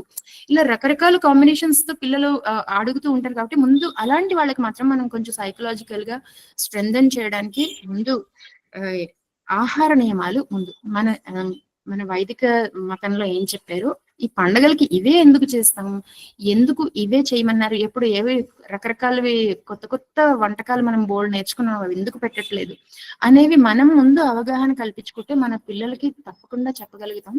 ఫ్యూచర్ జనరేషన్ కి ఇవి చెప్పడం ద్వారా నిజంగానే చాలా సాత్వికమైన ఆహారం, ఎంత సాత్వికమైన తింటే అంత చక్కటి ఆరోగ్యవంతమైన పిల్లలు పుడతారు. నాకు పలానా తినాలనుంది, చాలా స్పైసీగా ఉన్నవి తినాలి, తినచ్చు, ఎప్పుడో ఒకసారి తినాలి అంతే తప్ప నాకు ఇవి కోరిక అవి కోరిక ఉన్నాయని తల్లి అడిగితే, ఆ అమ్మాయికి ఉన్న సగం నాలెడ్జ్ తో ఏదో అడిగితే పెద్దవాళ్ళు మాత్రం ఎంకరేజ్ చేయకూడదు. ఇది పెద్దవాళ్ళ పాత్ర కూడా ఎక్కువే ఉంటుంది. ఇంట్లో తల్లిదండ్రులు అంటే అత్తమామలు ఎవరైతే చూసుకుంటారో వాళ్ళు. సో ఈ రకంగా కాస్త ఓవర్ వ్యూలో సాత్వికాహారం మనకున్న పరిధిలో మనకున్న వాటిలో ఈ షట్చక్రాలకు సంబంధించి మూలాధార, స్వాదిష్టాన, మణిపూరక చక్రాల్లో ఉండే మెయిన్ అక్కడున్న ప్లానెటరీ కాంబినేషన్ అంటే అక్కడున్న గ్లాండ్స్, హార్మోన్స్ ఎక్కువగా ఈ ప్రత్యుత్పత్తికి ఉపయోగపడతాయి. కాబట్టి వాటి రిలేటెడ్ గా ఉన్న ఆహార పదార్థాల్లో మనకి ఈ బెల్ల పర్వాణం, బెల్లం అన్నం ఒకటి ఉంది, అలాగే దద్దోజనం ఉంది, ఇంకోటి పొంగల్ ఒకటి ఉంది. సో ఇవి మెయిన్ గా తీసుకుంటూ మనకి అనుగుణంగా ఉండే రెమెడీస్ చేసుకుంటూ ఉంటే తప్పకుండా అన్ని రకాలుగాను పాజిటివ్ గా ఉంటుంది. పెద్దగా భయపడాల్సిన విషయం లేదు. అనాహత నుంచి చెప్పలేదు మీరు. అనాహతకి నాకు విషయం అంటే నా దగ్గర ఇన్ఫర్మేషన్ ఉంది, కానీ అది గర్భస్థ శిశువుకి ఎక్కువ అవసరపడుతుందో లేదో నాకు తెలియదు. అది నేను తర్వాత మాలతి గారిని అడగాలనుకున్నాను. అనాహత చక్రానికి ఏంటంటే నెయ్యితో కూడిన స్నిగ్ధోదనం అంటారు, నెయ్యితో కూడిన అన్నాన్ని నివేదన చేస్తారు. అలా నివేదన చేసిన పదార్థాన్ని మనం తీసుకోవడం ద్వారా ఆరోగ్యం చేకూరుతుంది అన్నారు. అలాగే విశుద్ధి చక్రానికి అయితే విశుద్ధి చక్రం బాగుండాలి అంటే పాయసాన్నం, పాలతో చేసిన పాయసాన్నం మేలు చేస్తుంది, అదే విశుద్ధి చక్రాన్ని బాగా ఉంచుతుంది అని. అదే ఆజ్ఞా చక్రానికి అయితే పసుపుతో చేసిన అన్నం, హరిద్రాన్నం అంటారు. ఆజ్ఞాచక్రానికి హరిద్రాన్నం ఎక్కువగా అంటే పులగం అని కూడా కొన్ని చోట్ల అంటారు. పులగం, పులిహార, వాట్ ఎవర్ ఏదైనా ఓకే. ఇంకా సహస్రార చక్రం తెలిసిందే, సర్వోదనం, అన్ని రకాల అన్నంతో చేసిన ఏ రకమైన మిక్స్ అయినా కూడా. సో ఇది సహస్రారానికి. ఇవి మనకి లలితా సహస్రంలో ఇక్కడ ఉన్న చాలా మందికి తెలుసు, కానీ జస్ట్ ఫర్ ఇన్ఫర్మేషన్ చెప్పాలనుకున్నాను. నాకు ఈ అవకాశం ఇచ్చిన జ్యోతిర్వాణి వారికి ధన్యవాదాలు. Thank you. ధన్యవాదాలమ్మా. మహోదయం ఒక మాట చెప్పొచ్చా? ఇదే క్రమంలో పిల్లలకి కూడా తినిపించమని మనకి చెప్తారు లలితా సహస్రనామాలను బేస్ చేసుకొని. ఏంటంటే ముందుగా ఏంటంటే పాయసనం తీపి, నాలుకకి తీపి తగలగానే పిల్లలకి బాగుంటుంది. తర్వాత నెయ్యన్నము గొంతులో సాఫీగా జారడానికి, అడ్డం లేకుండా ఉండడానికి కోసము ఆ నెయ్యన్నము. దాని తర్వాతనేమో కొంచెం పెసరపప్పు బియ్యము కలిపి మెత్తగా వండిన అన్నము, ఆ తర్వాత బెల్లం అన్నము, ఆ తర్వాత దద్దోజనం, లాస్ట్ కి హరిద్రాన్నం అంటారు. ఎందుకంటే పులుపు కారం ఎక్కువ ఉంటుంది కాబట్టి ఈ క్రమంలో పిల్లలకు కూడా పెడుతూ వెళ్తుంటే వాళ్ళకి అన్ని బాగుంటాయి. అండ్ ఒక్కొక్క దానికి ఒక సిగ్నిఫికెన్స్ ఉంది. ఏంటంటే స్నిగ్ధోదం ఎలాగైతే మనకి బలాన్ని ఇస్తుందో, బుద్ధుడు బాగా ఉంటాడో, అలాగే బెల్లం ఎలాగైతే రక్తాన్ని సమకూరుస్తుందో, అలాగే దద్దోజనం మనకి ఎముకలకి గట్టి చేస్తుంది, ఎముకలు మధ్య దాన్ని బాగా చేస్తుంది. హరిద్రాన్నం ఏంటంటే అన్ని కాంబినేషన్స్ ఉంటుంది కాబట్టి బాగుంటుంది.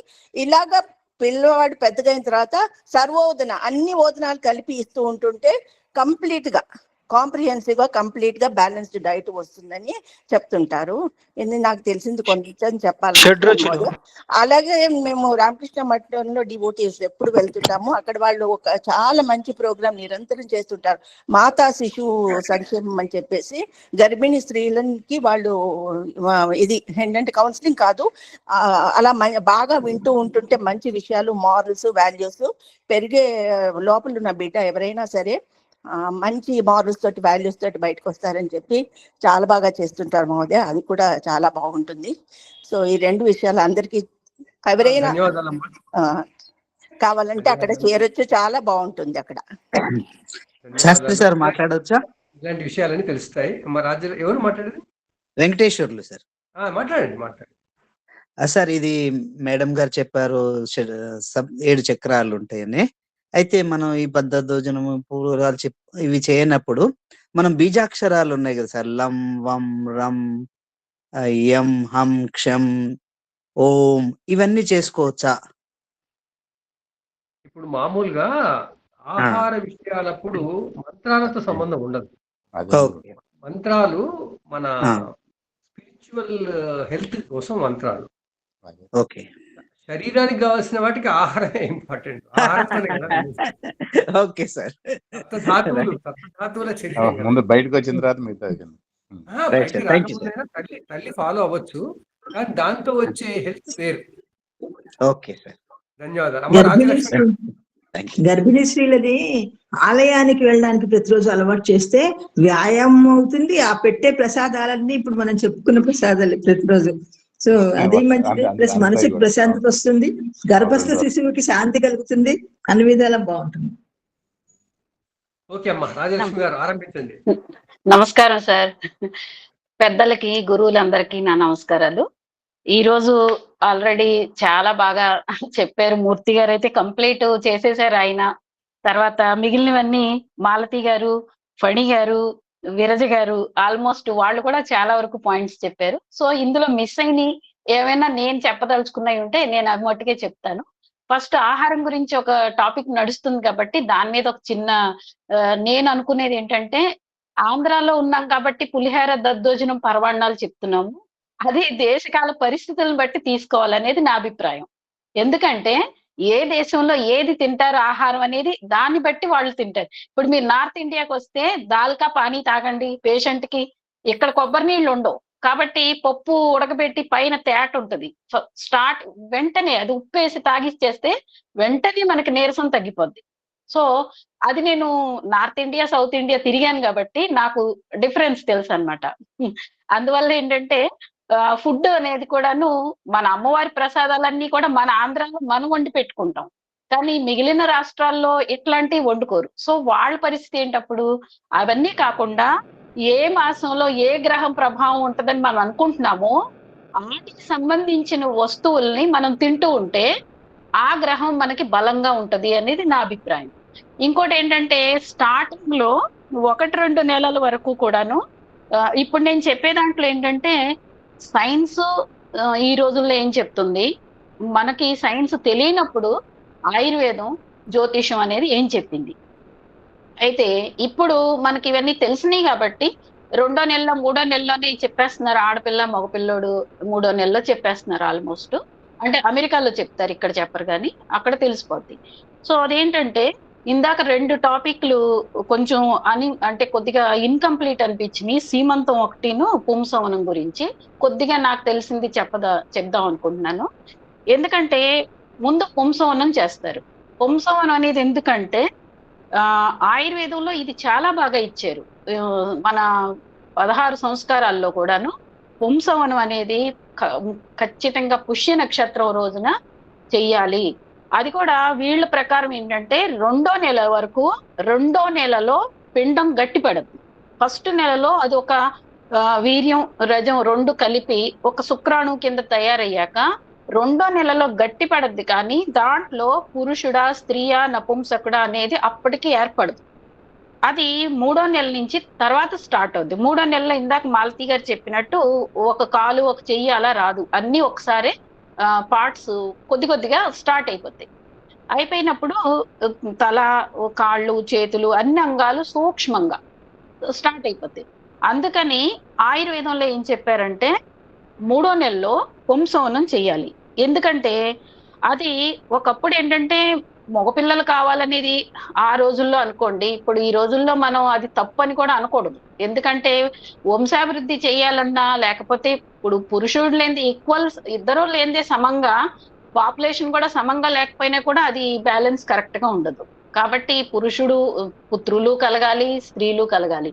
అయితే ఇందులో ఏం చెప్పేవారంటే వీళ్ళు 2 చెప్పారు. దక్షిణ అంటే స్త్రీలకి పుత్రుడు కావాలి అనుకునే వాళ్ళకేమో దక్షిణ నాసాపుటంలో వెయ్యాలి, వాళ్ళు పుత్రిక కావాలనుకునే వాళ్ళకి వామ నాసాపుటంలో వెయ్యాలి. ఏం వెయ్యాలి? ఫస్ట్ అయితే మొదటి 2 నెలల వివరాలు మనకి సైన్స్ బాగా చెప్తుంది. అయితే ఈ జ్యోతిష్ శాస్త్రం వచ్చేసి 5-6 నెలల అభివృద్ధి తర్వాత ఆ విషయాలన్నీ కూడా ఆయుర్వేదం కన్నా జ్యోతిష్ శాస్త్రంలో బాగా చెప్తుంది. ఈ 3 నేను చూసిన దాన్ని బట్టి నాకైతే మన జ్యోతిష్ శాస్త్రం 5-6 నెలలు దాటిన తర్వాత నుంచి మనది చాలా బాగుంది. అంతకు ముందు ఆయుర్వేదం బాగుంది. 8వ నెలగా ఎందుకు పిల్లలు బతకరనేది ఆయుర్వేదంలో చక్కగా ఇచ్చారు. సో అది కూడా నేను ఇప్పుడు చెప్తాను మీకు.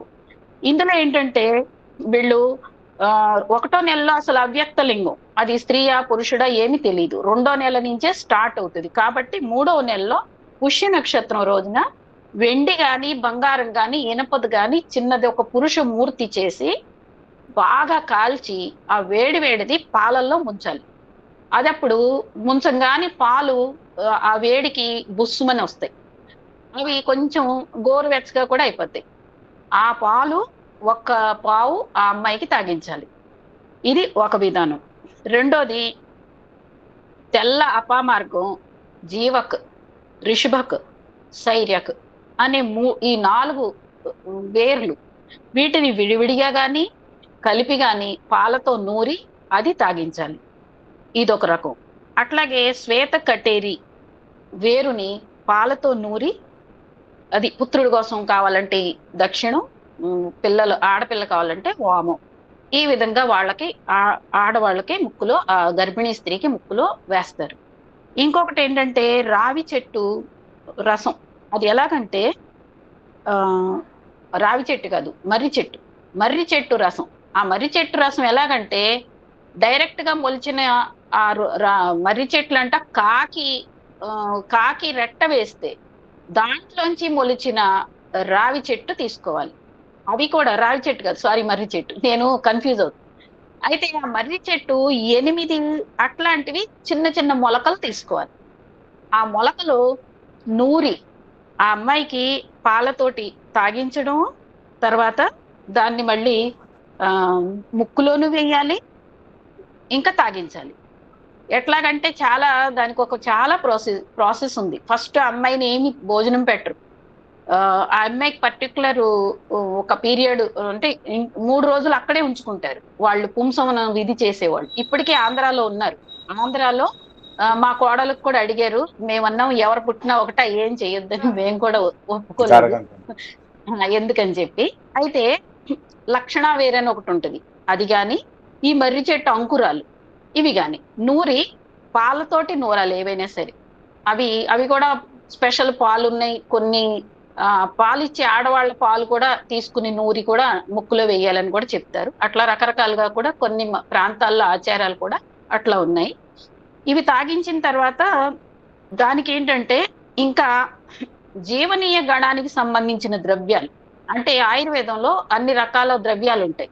అందులో జీవనీయ గణానికి సంబంధించిన ద్రవ్యాల్ని ఔషధి స్నానాలు చేయించాలి ఆ అమ్మాయికి.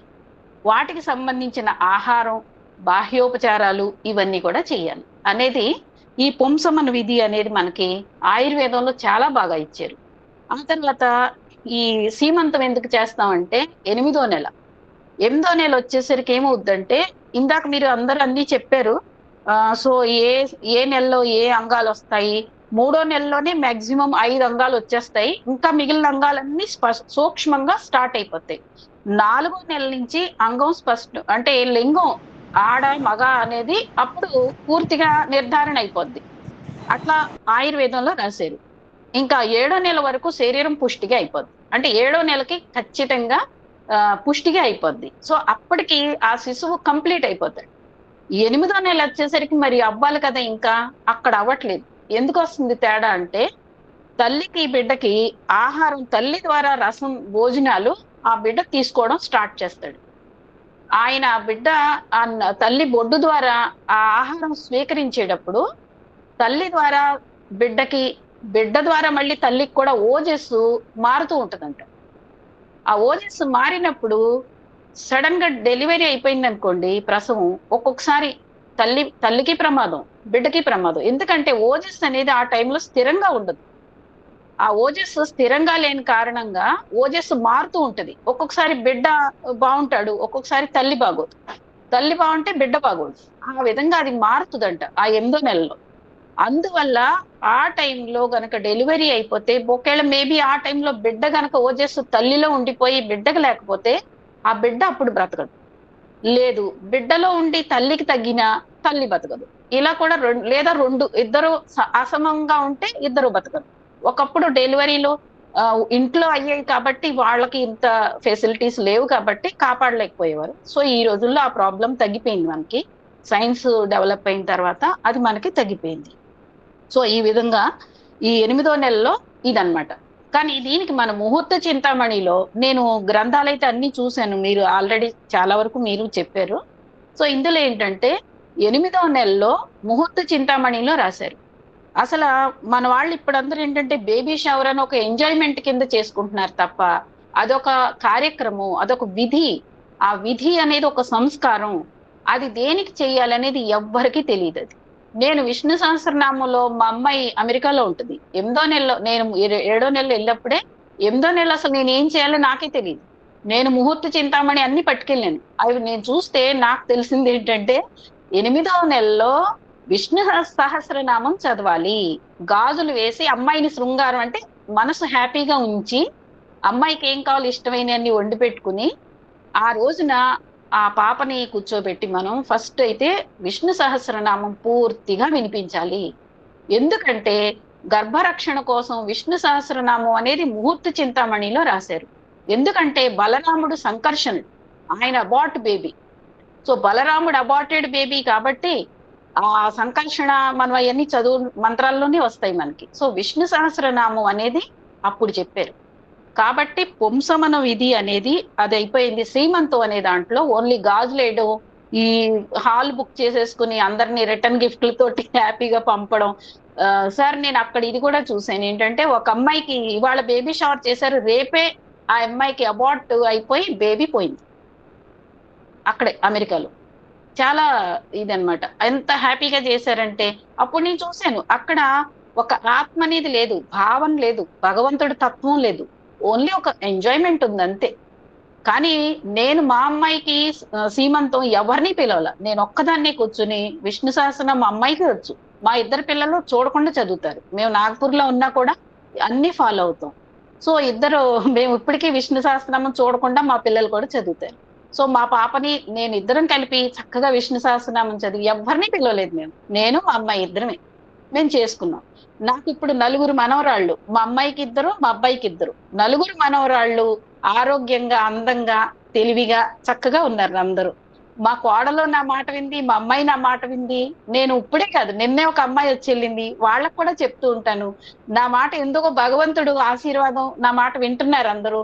అమ్మాయిలకైతే నాకు తెలియంగానే నేనంటాను, ఫస్ట్ మీరు మార్నింగ్ విష్ణు సహస్రనామం, సాయంత్రం లలితా సహస్రనామం ఖచ్చితంగా వినండి. మీరు జాబులు చేసి బస్సుల్లో వెళ్ళేటప్పుడు చెవిలో పెట్టుకున్నా వినండి. మీరు ఒక్కరోజు కూడా మానద్దు. అలా చేస్తే పుట్టే బిడ్డ భాగ్యవంతురాలుగా పుడతారు. అంటే వాళ్ళ భాగ్యం వాళ్ళు తీసుకొస్తారు, మీకు శ్రమ ఉండదు, వాళ్ళు హ్యాపీగా ఉంటారు, మీరు హ్యాపీగా ఉంటారు. అలా చెప్తే ఇప్పుడు పిల్లలందరూ పుట్టాక ఎవడు పడతాడా గోల, హాస్పిటల్ ఖర్చులని, ఇదే సుఖం కదా అని ఇప్పుడు పిల్లలందరూ చాలా మంది నా చుట్టుపక్కల నా క్లయింట్స్ లో అమ్మాయిలందరికీ నేను ఇదే అమ్మాయిలందరికీ చెప్పి చేయిస్తున్నాను సార్. సో ఇదంతా బాగుంది. వాళ్ళకి ఇదే చెప్పాను. కడుపులో ఉన్నప్పుడు ప్రహ్లాదుడు, నారదుడు వచ్చి నారాయణ మంత్రం ఇస్తే ప్రహ్లాదుడు స్వీకరించాడు. అలాగే అభిమన్యుడు కడుపులో ఉండే యుద్ధం పద్మవ్యూహాన్ని విన్నాడు. అంటే కడుపులో నుంచి శిశువు అన్ని వింటది. ఎందుకంటే పరమ జ్ఞానిగా ఉండే మనం పొట్టలోకి వస్తాం. వచ్చిన తర్వాత అసలు ఏ దేశంలో ఏ పేరెంట్స్ కి రావాలనేదంతా మనకు అది దైవ సంకల్పం, అది మన చేతిలో లేదు. కానీ వచ్చిన తర్వాత దాన్ని రక్షించుకోవడం, దాన్ని సంస్కరించుకోవడం మన చేతుల్లో ఉంది. కాబట్టి ఇది సమాజానికి కూడా మనం ఇదే ఇవ్వాలి. అప్పుడు జరిగిపోయిన ఇప్పుడు ఎవరు వినరని కాదు, మీకు మీ కర్మ మీకు బాగుండాలి అనుకుంటే మీరు చూసుకోండి, లేదా హాస్పిటల్ చుట్టూ తిరగండి. మీకు డాక్టర్లు కావాలా, ఇలాంటివి కావాలా? సో అందరూ హ్యాపీగా ఉంటారు. ఇది చాలా బాగా జరుగుతుంది. ఇప్పటి వరకు నేను చాలా మందికి ఇట్లా నేను గైడ్ చేశాను. సో ఇంకా ఏమైనా గుర్తొస్తే చెప్తాను. ప్రస్తుతానికైతే ఇవి నేను చెప్పదలుచుకున్నాయి. చాలా ధన్యవాదాలమ్మా. చాలా చాలా సంతోషం. ఈ తరాలకు కావాల్సిన విధంగా ఇలాగే చెప్పాలి, చెప్తే కరెక్ట్ గా అన్ని ఫాలో అవుతారు. చాలా చాలా ధన్యవాదాలు రాజలక్ష్మి గారు. సంతోషం. కృష్ణకాంత్ గారు వచ్చారా? కృష్ణకాంత్ గారు వస్తాను మాట్లాడతాను అన్నారు. కృష్ణకాంత్ గారు వచ్చి ఉంటే నాకైతే కనపడడం లేదు, ఏదైనా వేరే పేరుతో అడ్మిట్ అయ్యారేమో తెలియదు. కృష్ణకాంత్ గారు ఉంటే మాట్లాడండి, లేకపోతే ఇంకెవరైనా ముందుకు రండి. విజయ్ సుబ్రహ్మణ్యం గారు చెప్తారా ఏమన్నా? సుబ్రహ్మణ్యం గారు ఇంతకుముందు మీరు చెయ్యెత్తారు. విజయ్ సుబ్రహ్మణ్యం, విజయ్ అని వస్తుంది వారే. సాయినాథ్ చెప్పు నాన్న. నమస్కారం సార్. ఓం నమో వెంకటేశ వెంకటాద్రి సంస్థానే బ్రహ్మాండే నాస్తికించిన వెంకటేశ సమోదేవో న భూతో న భవిష్యతి. ఇప్పటి వరకు చాలా బాగా జరిగింది, నాకు చాలా నచ్చింది. చాలా వాల్యుయబుల్ పాయింట్స్ చెప్పారు. 9 మాసాల స్వామిల గురించి అందరికీ తెలుసు. నేను అది కాకుండా ఒక స్పెషల్ పాయింట్ చెప్దాం అనుకుంటున్నా. ఇప్పుడు మనం అంటాం మన హిందూ ధర్మంలో 9 మాసాలు ఉంటాయి, జన్మాలు ఉంటాయి. ఒకవేళ మన దాంట్లో ఇంకా ఒక జన్మం అనేది ఉంటుంది. పుట్టినప్పుడు గ్రహ దశ వెనుక ముందు జరిగినా కానీ బాధపడకుండా రెండో జన్మది మన సంస్కృతిలో ద్విజం అని అంటారు. ఎప్పుడైతే యజ్ఞోపవితం చేస్తారు ఆ జన్మం, ఒకవేళ యజ్ఞోపవిత సంస్కారం మనం మంచి ముహూర్తంలో చేసుకున్నా కానీ అప్పుడు కూడా మన గ్రహ దశ మారే అవకాశాలు అనేటి ఉంటాయి. అప్పుడు గురు మంత్రం దొరుకుతుంది. ఒకటి ఫాదర్ గురుగా ఉంటారు, ఇంకా గురువులు గురుగా ఉంటారు, గాయత్రి మంత్రం దొరుకుతుంది. ఇది కూడా మనం ఒకటి గమనించాలి. నేను ఇంతే చెప్పి నా మాటకి విరామం ఇద్దాం అనుకుంటున్నాను. Thank you sir. చాలా ధన్యవాదాలు సాయినాథ్ గారు. మంచి మాటలు, చిన్నైనా చిన్నైనా తక్కువైనా పర్వాలేదు. ఇంకా మిత్రులు ఎవరైనా చెప్పండి. మళ్ళీ ఏమైనా చెప్తారా? సార్ ఏం లేదు సార్, ఒక క్వశ్చన్ డౌట్ ఉంది. రాజ్యలక్ష్మి గారు విష్ణు సహస్రనామం చెప్పారు 8వ మంత్కు. ఎందుకంటే ఇది చాలా బాగా పనిచేస్తుంది అందరికీ కూడా. ఎందుకంటే 8వ మంత్ డెలివరీ అనేది పొద్దు చాలా సమస్యతో కూడుకొని ఉంది. ఆ విషయాన్ని ఇంకా ఏదైనా విపులంగా 8వ మంత్కు మనం ఏం చేసుకోవచ్చని ఇంకా పెద్దల నుంచి కనుక్కుందాం అనేసి చెప్పాను. వస్తుంది కార్యక్రమంలో, ఎవరో ఒకరు వస్తారు, ముందుకు వస్తారు, చెప్తారు. 8వ నెలలో హార్ట్ కి అంటే శ్వాస పీల్చుకున్నప్పుడు బేబీ అవతలకు వచ్చిన తర్వాత శ్వాస పీల్చుకున్నప్పుడు కుదరదు, వాళ్ళకి గాలి సరిగ్గా లంగ్స్ లోకి వెళ్ళదు, అందుకని ఇమ్మీడియట్ గా చచ్చిపోతారు. సో ఆ టైం అటువంటి ఇబ్బందులు వచ్చినప్పుడు వెంటనే డాక్టర్స్ ఈ మధ్య ఇంక్యుబేటర్ లో పెడుతున్నారు. కానీ అది కూడా కష్టమే. 1 month అయిన తర్వాత కూడా వాళ్ళకి ఇబ్బందులు రావడానికి అవకాశం. ఎందుకంటే ఆ ఎదుగుదలలో 7వ నెలలో డెలివరీ అయినా పర్వాలేదు, 9వ నెలలో అయినా పర్వాలేదు, కానీ 8వ నెలలో మాత్రం చాలా ఇబ్బందులు ఉంటాయి. సో ఆ ఎదుగుదలలో మార్పులు వస్తూ ఉంటాయి అన్నమాట. ఆ ట్రాన్సిషన్ పీరియడ్ 8th month. అప్పుడు ట్రాన్సిట్ అంటాం కదా మేడం, అందుకోసం అది మనకు అసలు రవ్యాది సప్తగ్రహాల్లో రాహువు చెప్పలేదండి, కానీ కొన్ని పుస్తకాలు రాస్తున్నారు. సో అందుకని ఆదాన లగ్నానికి ఏ రాశి అధిపతి దేనికి ఏ రాశికి కూడా రాహు అయితే అధిపతి కాదు. సో ఏ లగ్నానికి ఆదాన లగ్నానికి అధిపతి ఎవరో అతనే ఆ అధిపతే అష్టమ మాసానికి కూడా అధిపతిగా ఉంటాడని చెప్పబడింది అనమాట. కొన్ని చోట్ల రాస్తున్నారు రాహు అధిపతి అని, ఎందుకంటే ఇహాని కారకుడు గనుక రాహు గనుక వాళ్ళు భావించి ఉండొచ్చు. అందుకోసం ఒక చిన్న పాయింట్ చెప్తాను సార్. నమస్కారం, జై శ్రీరామ్. అందుకోసమే తల్లిని గర్భస్థ శిశువు ఉన్న తల్లిని కొద్దిగా వామప్ ఎక్సర్సైజులు చేస్తే ప్రసవంకి మంచిగా ఆరోగ్యంగా ఉండే అవకాశాలు ఉన్నాయని ఎక్సర్సైజ్ వామప్స్ అన్ని చేయ అవకాశాలు ఉన్నాయి సార్. ధన్యవాదాలు సార్. ఆయుష్ అనేది బలంగా పెరిగే ఆయుష్ అనేది గట్టిగా నిలబడడానికి అవకాశం ఉంటుందని నా అభిప్రాయం, అంతే. జై శ్రీరామ్. నాగకుమారి గారు చెప్పండి అమ్మా.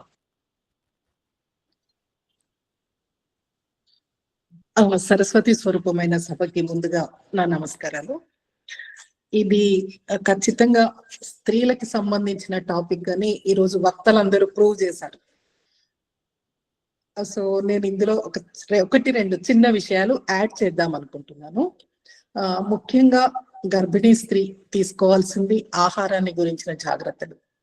ఎందుకంటే మనము ఏ సాధన చేయాలన్నా ఏం చేయాలన్నా కూడా శరీరం కావాలి. శరీరం ఆ ఉపాధి లేనిది ఏది చేయలేదు.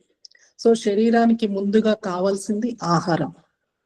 సో ఇందాక ఎవరో అడిగినట్టున్నారు, మరి ఎవరి జాతక చక్రంలో గ్రహాలు ఇన్ఫ్లుయెన్స్ చేస్తాయి అని.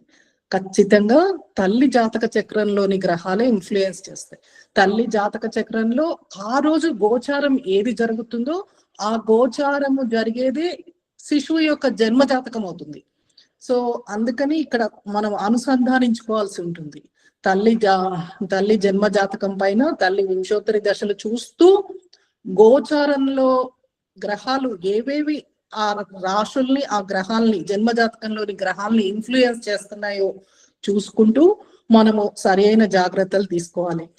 సో ఆహారం అనేసరికి సామాజిక స్థితిగతుల్ని అనుసరించి వేరు వర్గాల వాళ్ళు వేరు ఆహార పదార్థాలు తీసుకుంటూ ఉంటారు. అయితే మనకు ముందు నుంచి కూడా ఒక ఇంట్లో ఒక అభిప్రాయం ఏంటి, ఇద్దరు తినే ఆహారం తినాలి అని. సో అంతే, ఇప్పుడు హై క్యాలోరీ ఫుడ్ అవన్నీ కాకుండా చక్కటి బ్యాలెన్స్డ్ డైట్ ఎంత కావాలో అలాంటిది తీసుకుంటూ ముఖ్యంగా ఆహారం గురించి జాగ్రత్తలు తీసుకోవాలి. అన్నిటినీ మించి యోగా అనేది తప్పనిసరిగా చేయాలి. సుఖ ప్రసవం కోసం తప్పనిసరిగా యోగాసనాల్ని నమ్ముకోవాలి, చెయ్యాలి.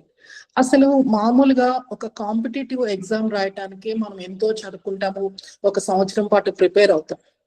సో జీవితంలో అత్యున్నతమైన పదవి అంటే ఒక తల్లి కావటం, ఒక తండ్రి కావటం. సో మనం ఆ పదవి పొందటానికి మనం ఏం చేస్తున్నాం, మన శరీరాన్ని మనం ఎలా తయారు చేసుకుంటున్నాం, మనం మానసికంగా ఎలా సంసిద్ధులం అవుతున్నాం, ఆ విషయాల్ని చూసుకోవాలి. ముందుగా వీళ్ళు మానసికంగా ప్రిపేర్ అవ్వాలి.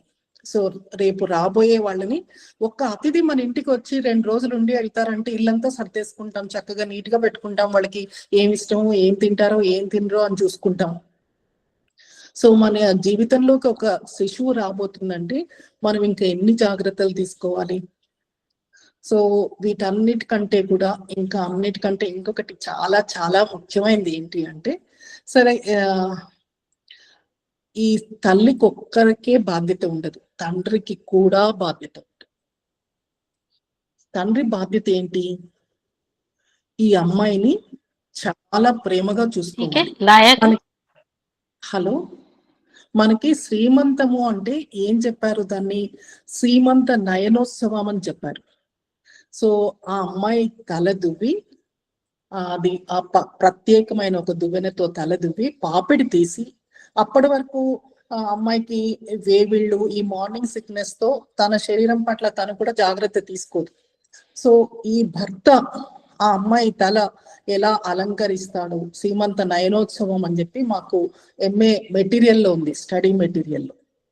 సో అప్పుడు ఆ భర్త అలా ఆ అమ్మాయి పాపిటి తీసి అలంకరించి ఆ అమ్మాయికి చక్కటి ఆనందాన్ని కలుగజేస్తాడు. సో అక్కడ ఏం చెప్తున్నారు అంటే అలాంటి జాగ్రత్త ప్రతి భర్త తీసుకోవాలి. ఆ అమ్మాయి కడుపులో పుట్టబోయేది వంశోద్ధారకులు, రేపటి పౌరులు. సో ఆ అమ్మాయి గర్భము ఒక గర్భాలయం లాంటిది. సో మన శాస్త్రి గారు ఏదైతే మనకి పంపించారో అది చూసి నాకు అసలు ఇట్లా కళ్ళల్లో నీళ్ళు వచ్చేసాయి అది మొత్తము వినేసరికి.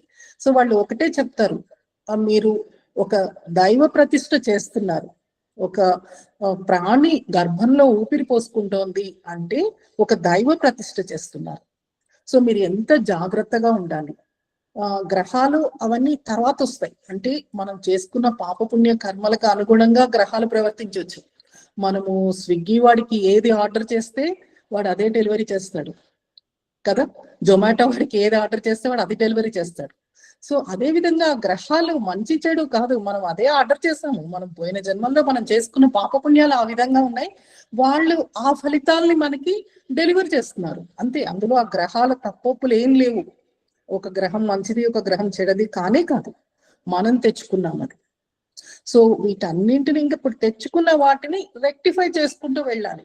అట్లీస్ట్ ఇప్పటి పరిస్థితులకు అనుగుణంగా, దేశ కాల వర్తమాన పరిస్థితులకు అనుగుణంగా పురుషుడు కూడా ఇందులో పాలు పంచుకోవాలి. వీలైనంత వరకు అమ్మాయికి సౌకర్యవంతంగా ఉండేటట్టు చూడాలి. అమ్మాయి యోగా చేసుకోవాలండి, చేయదండి, ఎప్పుడు పడుకుంటదండి, నీరసం అంటదండి, ఇలాంటి కంప్లైంట్స్ చెప్తుంటారు. సో నువ్వు కూడా ఆ అమ్మాయితో కలిసి చెయ్యి, ఆ అమ్మాయితో కలిసి వాకింగ్ వెళ్ళు, చక్కటి భోజనం, చక్కటి ఫ్రెష్ ఫ్రూట్స్ తీసుకొచ్చి పెట్టు, కట్ చేసి పెట్టు, దానిమ్మ గింజలు ఒలిచి పెట్టు, యాపిల్ కోసి పెట్టు, ఎందుకు తినదు, తప్పకుండా తింటుంది. సో అట్లా ప్రేమగా చూసుకోవటం వల్ల కూడా, ఎందుకంటే ఒక 9 నెలలు ప్రేమగా చూసుకోవాలి. ఆ అమ్మాయి చేయబోయే కార్యం అంత గొప్ప కార్యము అని ఆ అమ్మాయికి కూడా తెలియాలి. ముందు ఇతనికి ఆ అనుభూతి రావాలి. వచ్చిన తర్వాత ఆ అమ్మాయిని అట్లా ప్రేమగా చూసుకోవటం వల్ల కూడా మంచి, అంటే శిశువులు ఆరోగ్యవంతంగా జన్మించే అవకాశం ఉంది. సో వీళ్ళు కూడా వీళ్ళ వంతు పాత్ర తప్పనిసరిగా తీసుకోవాలి. ఇది మనం ఇక్కడ శ్రీమంతం చేసుకుంటున్నాం ఇవన్నీ అనుకుంటాం, ఇందాక మేడం చెప్పినట్టు, మన రాజలక్ష్మి మేడం చెప్పినట్టు అక్కడ కూడా చేస్తారు. విదేశాల్లో కూడా వాళ్ళు బేబీ షవర్ చేస్తారు. అంటే వాళ్ళకి వెనక మనకున్నట్టుగా మనది కర్మభూమి, మనకు వేదాలు ఉన్నాయి, శాస్త్రాలు ఉన్నాయి, అన్ని ఉన్నాయి. సో వాళ్ళకి ఏదో ఒక నమ్మకాలు, వాళ్ళకి ఏదో ఆనందం, వాళ్ళకి ఒక సెలబ్రేషన్.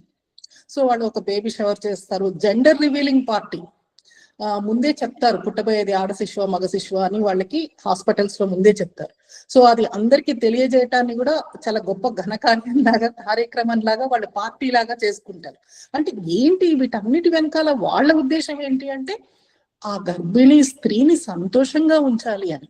ఏం చేస్తే ఆ అమ్మాయి సంతోషంగా ఉంటుంది, ఏ దేశంలో చూసినా అదే. అక్కడ ఆ అమ్మాయి సంతోషంగా ఉండాలి, చక్కటి శిశువుకి జన్మనివ్వాలి, అంతా బాగుండాలి.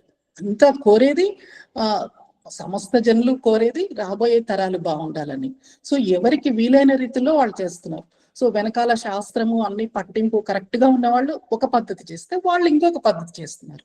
సో ఏది చేసినప్పటికీ కూడా చివరి ధ్యేయం అది, పుట్టబోయే శిశువు బాగుండాలి అని చెప్పి. సో దీంట్లో ఒక్క అమ్మాయి పాత్ర 9 నెలలే, కానీ ఆ 9 నెలలు ఆమె ఆ పాత్ర పోషించటానికి చుట్టూ ఒక అనువైన వాతావరణం ఉండాలి. ఆ అనువైన వాతావరణాన్ని సృష్టి చేయగల బాధ్యత ముఖ్యంగా భర్త, కాబోయే తండ్రిది. సో అందుకే ఇప్పుడైతే మేము తల్లులుగా ఉన్న రోజుల్లో ఓన్లీ మెటర్నిటీ లీవ్ ఉండేది, ఇప్పుడు పెటర్నిటీ లీవ్ కూడా ఇస్తున్నారు. అంటే ఈ బాధ్యతని ప్రభుత్వాలు అన్ని గుర్తించాయి, ఇంకా గుర్తించాలి. ఇంకా వీళ్ళకి మానసికంగా మార్పు రావాలి.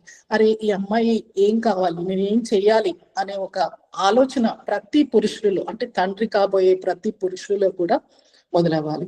సో ముందుగా మన పిల్లల్ని మనం అట్లా ప్రిపేర్ చేయాలి, నాన్న ఇట్లా ఉండాలి, ఇలా చేయాలి అని ఇప్పటి నుంచి చెప్తూ ఉంటే వాళ్ళలో కూడా మార్పు వస్తుంది. సో ఇంత చక్కటి కార్యక్రమాన్ని అరేంజ్ చేసినందుకు శాస్త్రి గారికి ముందుగా నా ధన్యవాదాలు. ధన్యవాదాలమ్మా.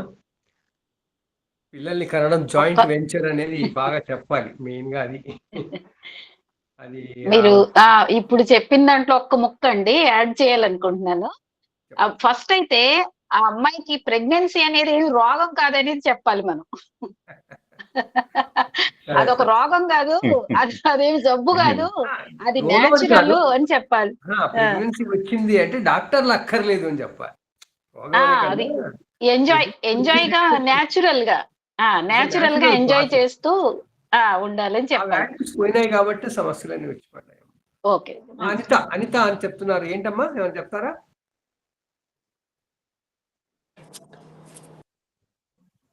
ఈ రోజుల్లో ప్రెగ్నెన్సీ అంటే డాక్టర్ దగ్గరికి తిరగడమే భావన ఎక్కువ ఉంది. చెప్పండి అమ్మా. నమస్కారం సార్. మన దగ్గరికి ఎవరైనా ప్రెగ్నెంట్ లేడీస్ వస్తే హరివంశ పురాణం చదవాలని నా సజెషన్ సార్. మంచిదే. అంటే పుట్టక మునుపు నుంచి ఆ గర్భాశయం రానుకున్నప్పుడే అది హరివంశాన్ని చదివేసి అది చాలా మంచిది. ఇంకా పుట్టిన తర్వాత కూడా మనకి చెప్పుకుంటూ వచ్చారు. ఇవి ముఖ్యంగా హరికథలే, హరివి సంబంధించినవే ఉంటాయి. ఎందుకంటే ఆయన సృష్టి స్థితికారకుడు కదా, అందువల్ల ఆయన కథలు ఎక్కువ చెప్తారు. ధన్యవాదాలమ్మా. ఇంకా ఎవరన్నా ఏమైనా అంటారా, చెప్తారా? మనం గురువు గారిని ముగింపు జ్యోతిర్వాణి పలకవలసిందిగా కోరుతున్నాను. చాలా అద్భుతంగా అందరూ మాట్లాడారు. అందరికీ ధన్యవాదాలు.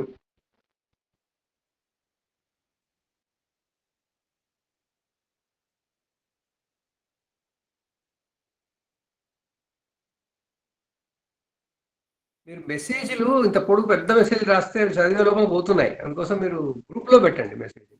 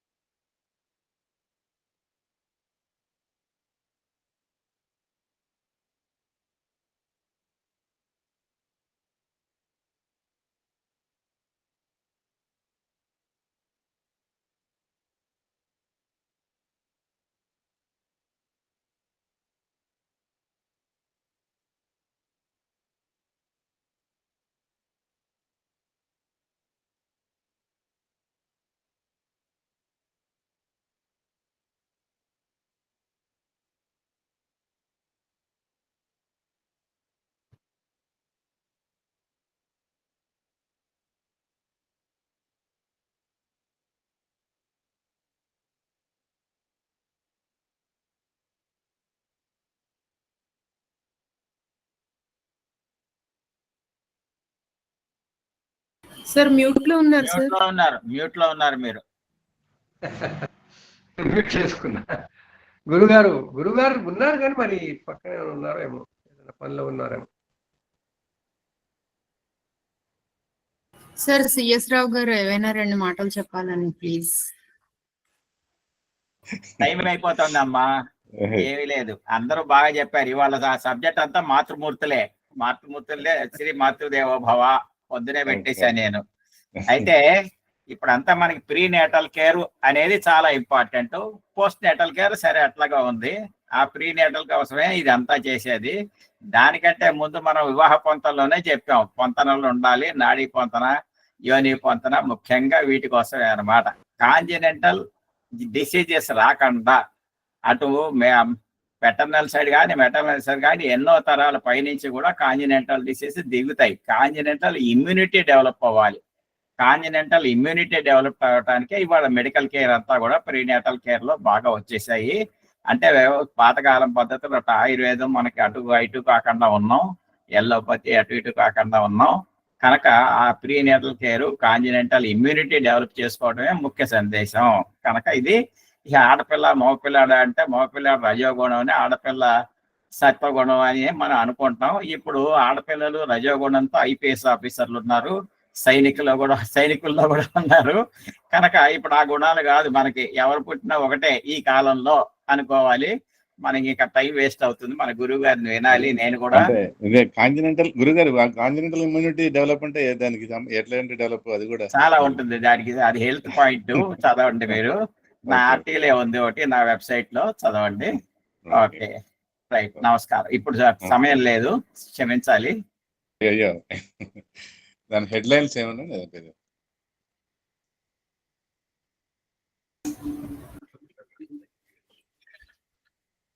శ్రీమాత్రే నమః, శ్రీ గురుభ్యో నమః. జ్యోతి స్వరూపులందరికీ నమస్కారం. మీరు గర్భస్థ శిశువుల గురించి ఆలోచిస్తుంటే ఒక శిశువు నా ఒళ్ళో ఇంతసేపు పడుకొని ఇప్పుడే వెళ్ళింది, అందుకని కొంచెం ఆలస్యమైంది.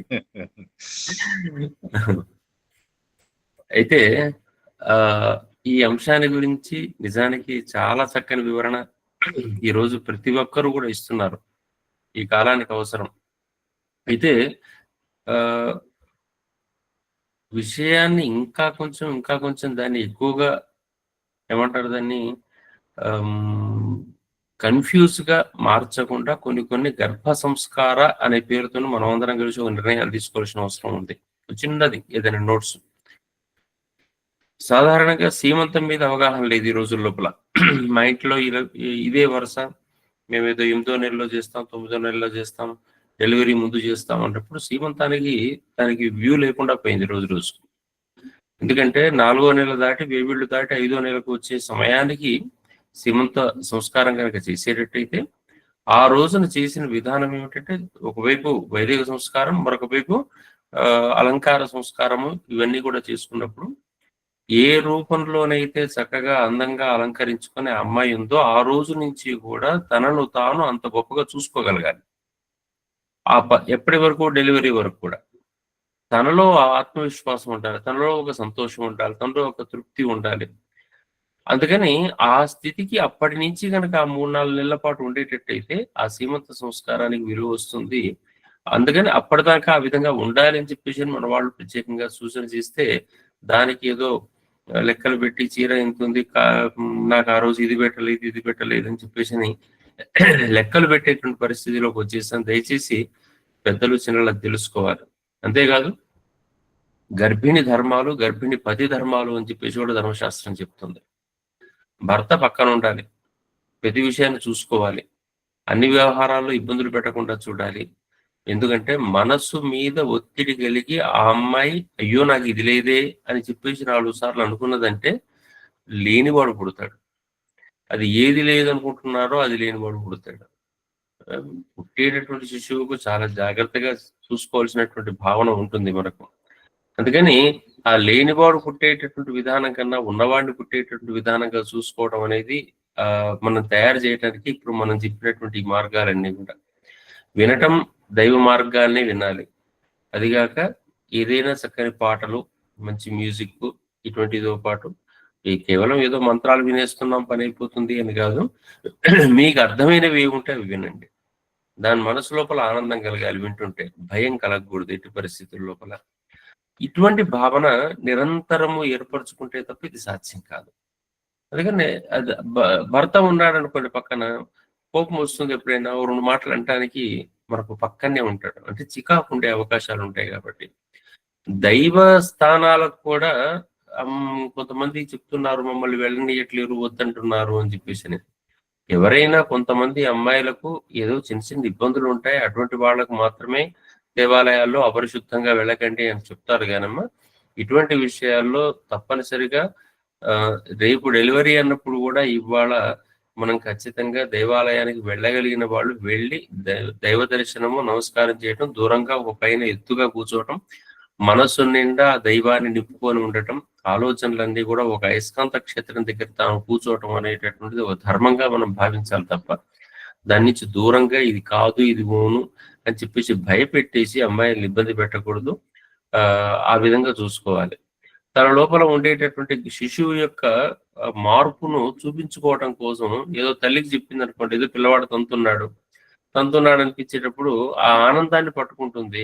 తన తల్లికో ఇంకెవరికో చూపిస్తే వాళ్ళందరూ ఎక్స్పీరియన్స్డ్. కానీ భర్తకు చూపించుకునేటప్పుడు వచ్చే ఆనందం వేరు. కాబట్టి భర్త పక్కన ఉంటే సంతోషం అన్నమాట. ఇట్లా అనేక రకాలైన అంశాల కోసం తప్పనిసరిగా ధర్మశాస్త్రం చెప్పినటువంటి విధి విధానం అంతా కూడా ఈ విధంగా ఉంది. భర్తను కూడా చాలా దూరాలు వెళ్ళకూడదు అన్నారు. ఆ రోజుల లోపల ఈ జర్నీస్ అన్ని కూడా బై వాక్ ఉండేవి. కాబట్టి 2 నెలలు 3 నెలలు కనుక దూరంగా ఉండేటట్టయితే ఆ అమ్మాయి ఒత్తిడికి గురవుతున్నప్పుడు, పక్కన ఉంటున్నప్పుడు, ఇప్పటికీ కూడా ఫారిన్ లో అదే చేస్తున్నారు, భర్తను పక్కన ఉంచి డెలివరీస్ చేస్తున్నారు. అటువంటిప్పుడు భర్త పక్కన ఉండేటట్లయితే తనకు ఒక ధైర్యము, తనకు ఉండేటటువంటి ఆనందం ఉంటుంది కాబట్టి ఆ భర్త కూడా చాలా జాగ్రత్తగా, ఓపికగా ఈ 5 నెలల పాటు, 9 నెలల పాటు, అంటే ఒక బీజము ఇవ్వటం వరకే కాదండి, బీజం ఇచ్చిన తర్వాత తన సంతానం అద్భుతంగా పెరగడానికి కూడా అదే భర్త ఉపయోగపడాలి. అంతవరకే తప్ప ఏదో నువ్వు అనలేదు, ఆడపిల్లలనే కన్నావు, మగపిల్లలని కనలేదంటే కర్మ నీది, వాడిది కాదు. వాడు కేవలం క్షేత్రమే, నువ్వు ఏదిస్తే అది చూస్తారు వాళ్ళు. ఈ అజ్ఞానపు జీవితాలు ఇట్లా లోకం లోపల తయారైపోతున్నాయి. కొంచెం మనం కూడా కాస్త మన దగ్గరకు వచ్చినటువంటి వాళ్ళు ఎవరైనా కనుక అనేటట్టయితే వాళ్ళకు కొంచెం మెలకువ తీసుకురావాల్సినటువంటి అవసరం మనకు ఉంది. అంతేకాకుండా డెలివరీస్ కోసం ఆలోచన చేసే సందర్భాల్లో జ్యోతిషం ప్రకారంగా వాళ్ళకు ఇద్దరికి కూడా మంచి సమయాలు ఉన్నప్పుడు వాళ్ళకిద్దరికి కూడా ముహూర్తాలు పెట్టండి. మంచి సమయం ఇదినైనా ఈ సమయం నుంచి, ఈ సైకిల్ నుంచి మీరు ప్రయత్నాలు మొదలు పెట్టుకోండి అని చెప్పండి. అంతేకాదు ఏదో డాక్టర్లు చెప్పినట్టుగా ప్రొసీజర్ ప్రకారం 2 రోజులు 3 రోజులు లెక్కలు పెట్టినట్టుగా వాళ్ళు దగ్గరగా ఉండటం, 10 నిమిషాల లోపల వాళ్ళు ఏదో పూర్తి చేసుకున్నట్టుగా పోతే అసంతృప్తితో కూడుకొని ఆనంద స్థితి లేనటువంటి బీజం వల్ల వాళ్ళు కరిగేటటువంటి వాళ్ళు కూడా అటువంటి వాళ్ళు పుడతారు. ఇటువంటి విషయాలకు 1-2 సార్లు ఆలోచించండి. జాతకములో అమ్మాయికి కనీసం 10-12 నెలల కాలం మంచి సమయం ఉన్నప్పుడే ఈ ముహూర్తాలు నిర్ణయించండి. ఎందుకంటే సమయం మధ్యలో బాలేకపోతే ఏ రూపంలోనైనా లోపం ఏర్పడవచ్చు.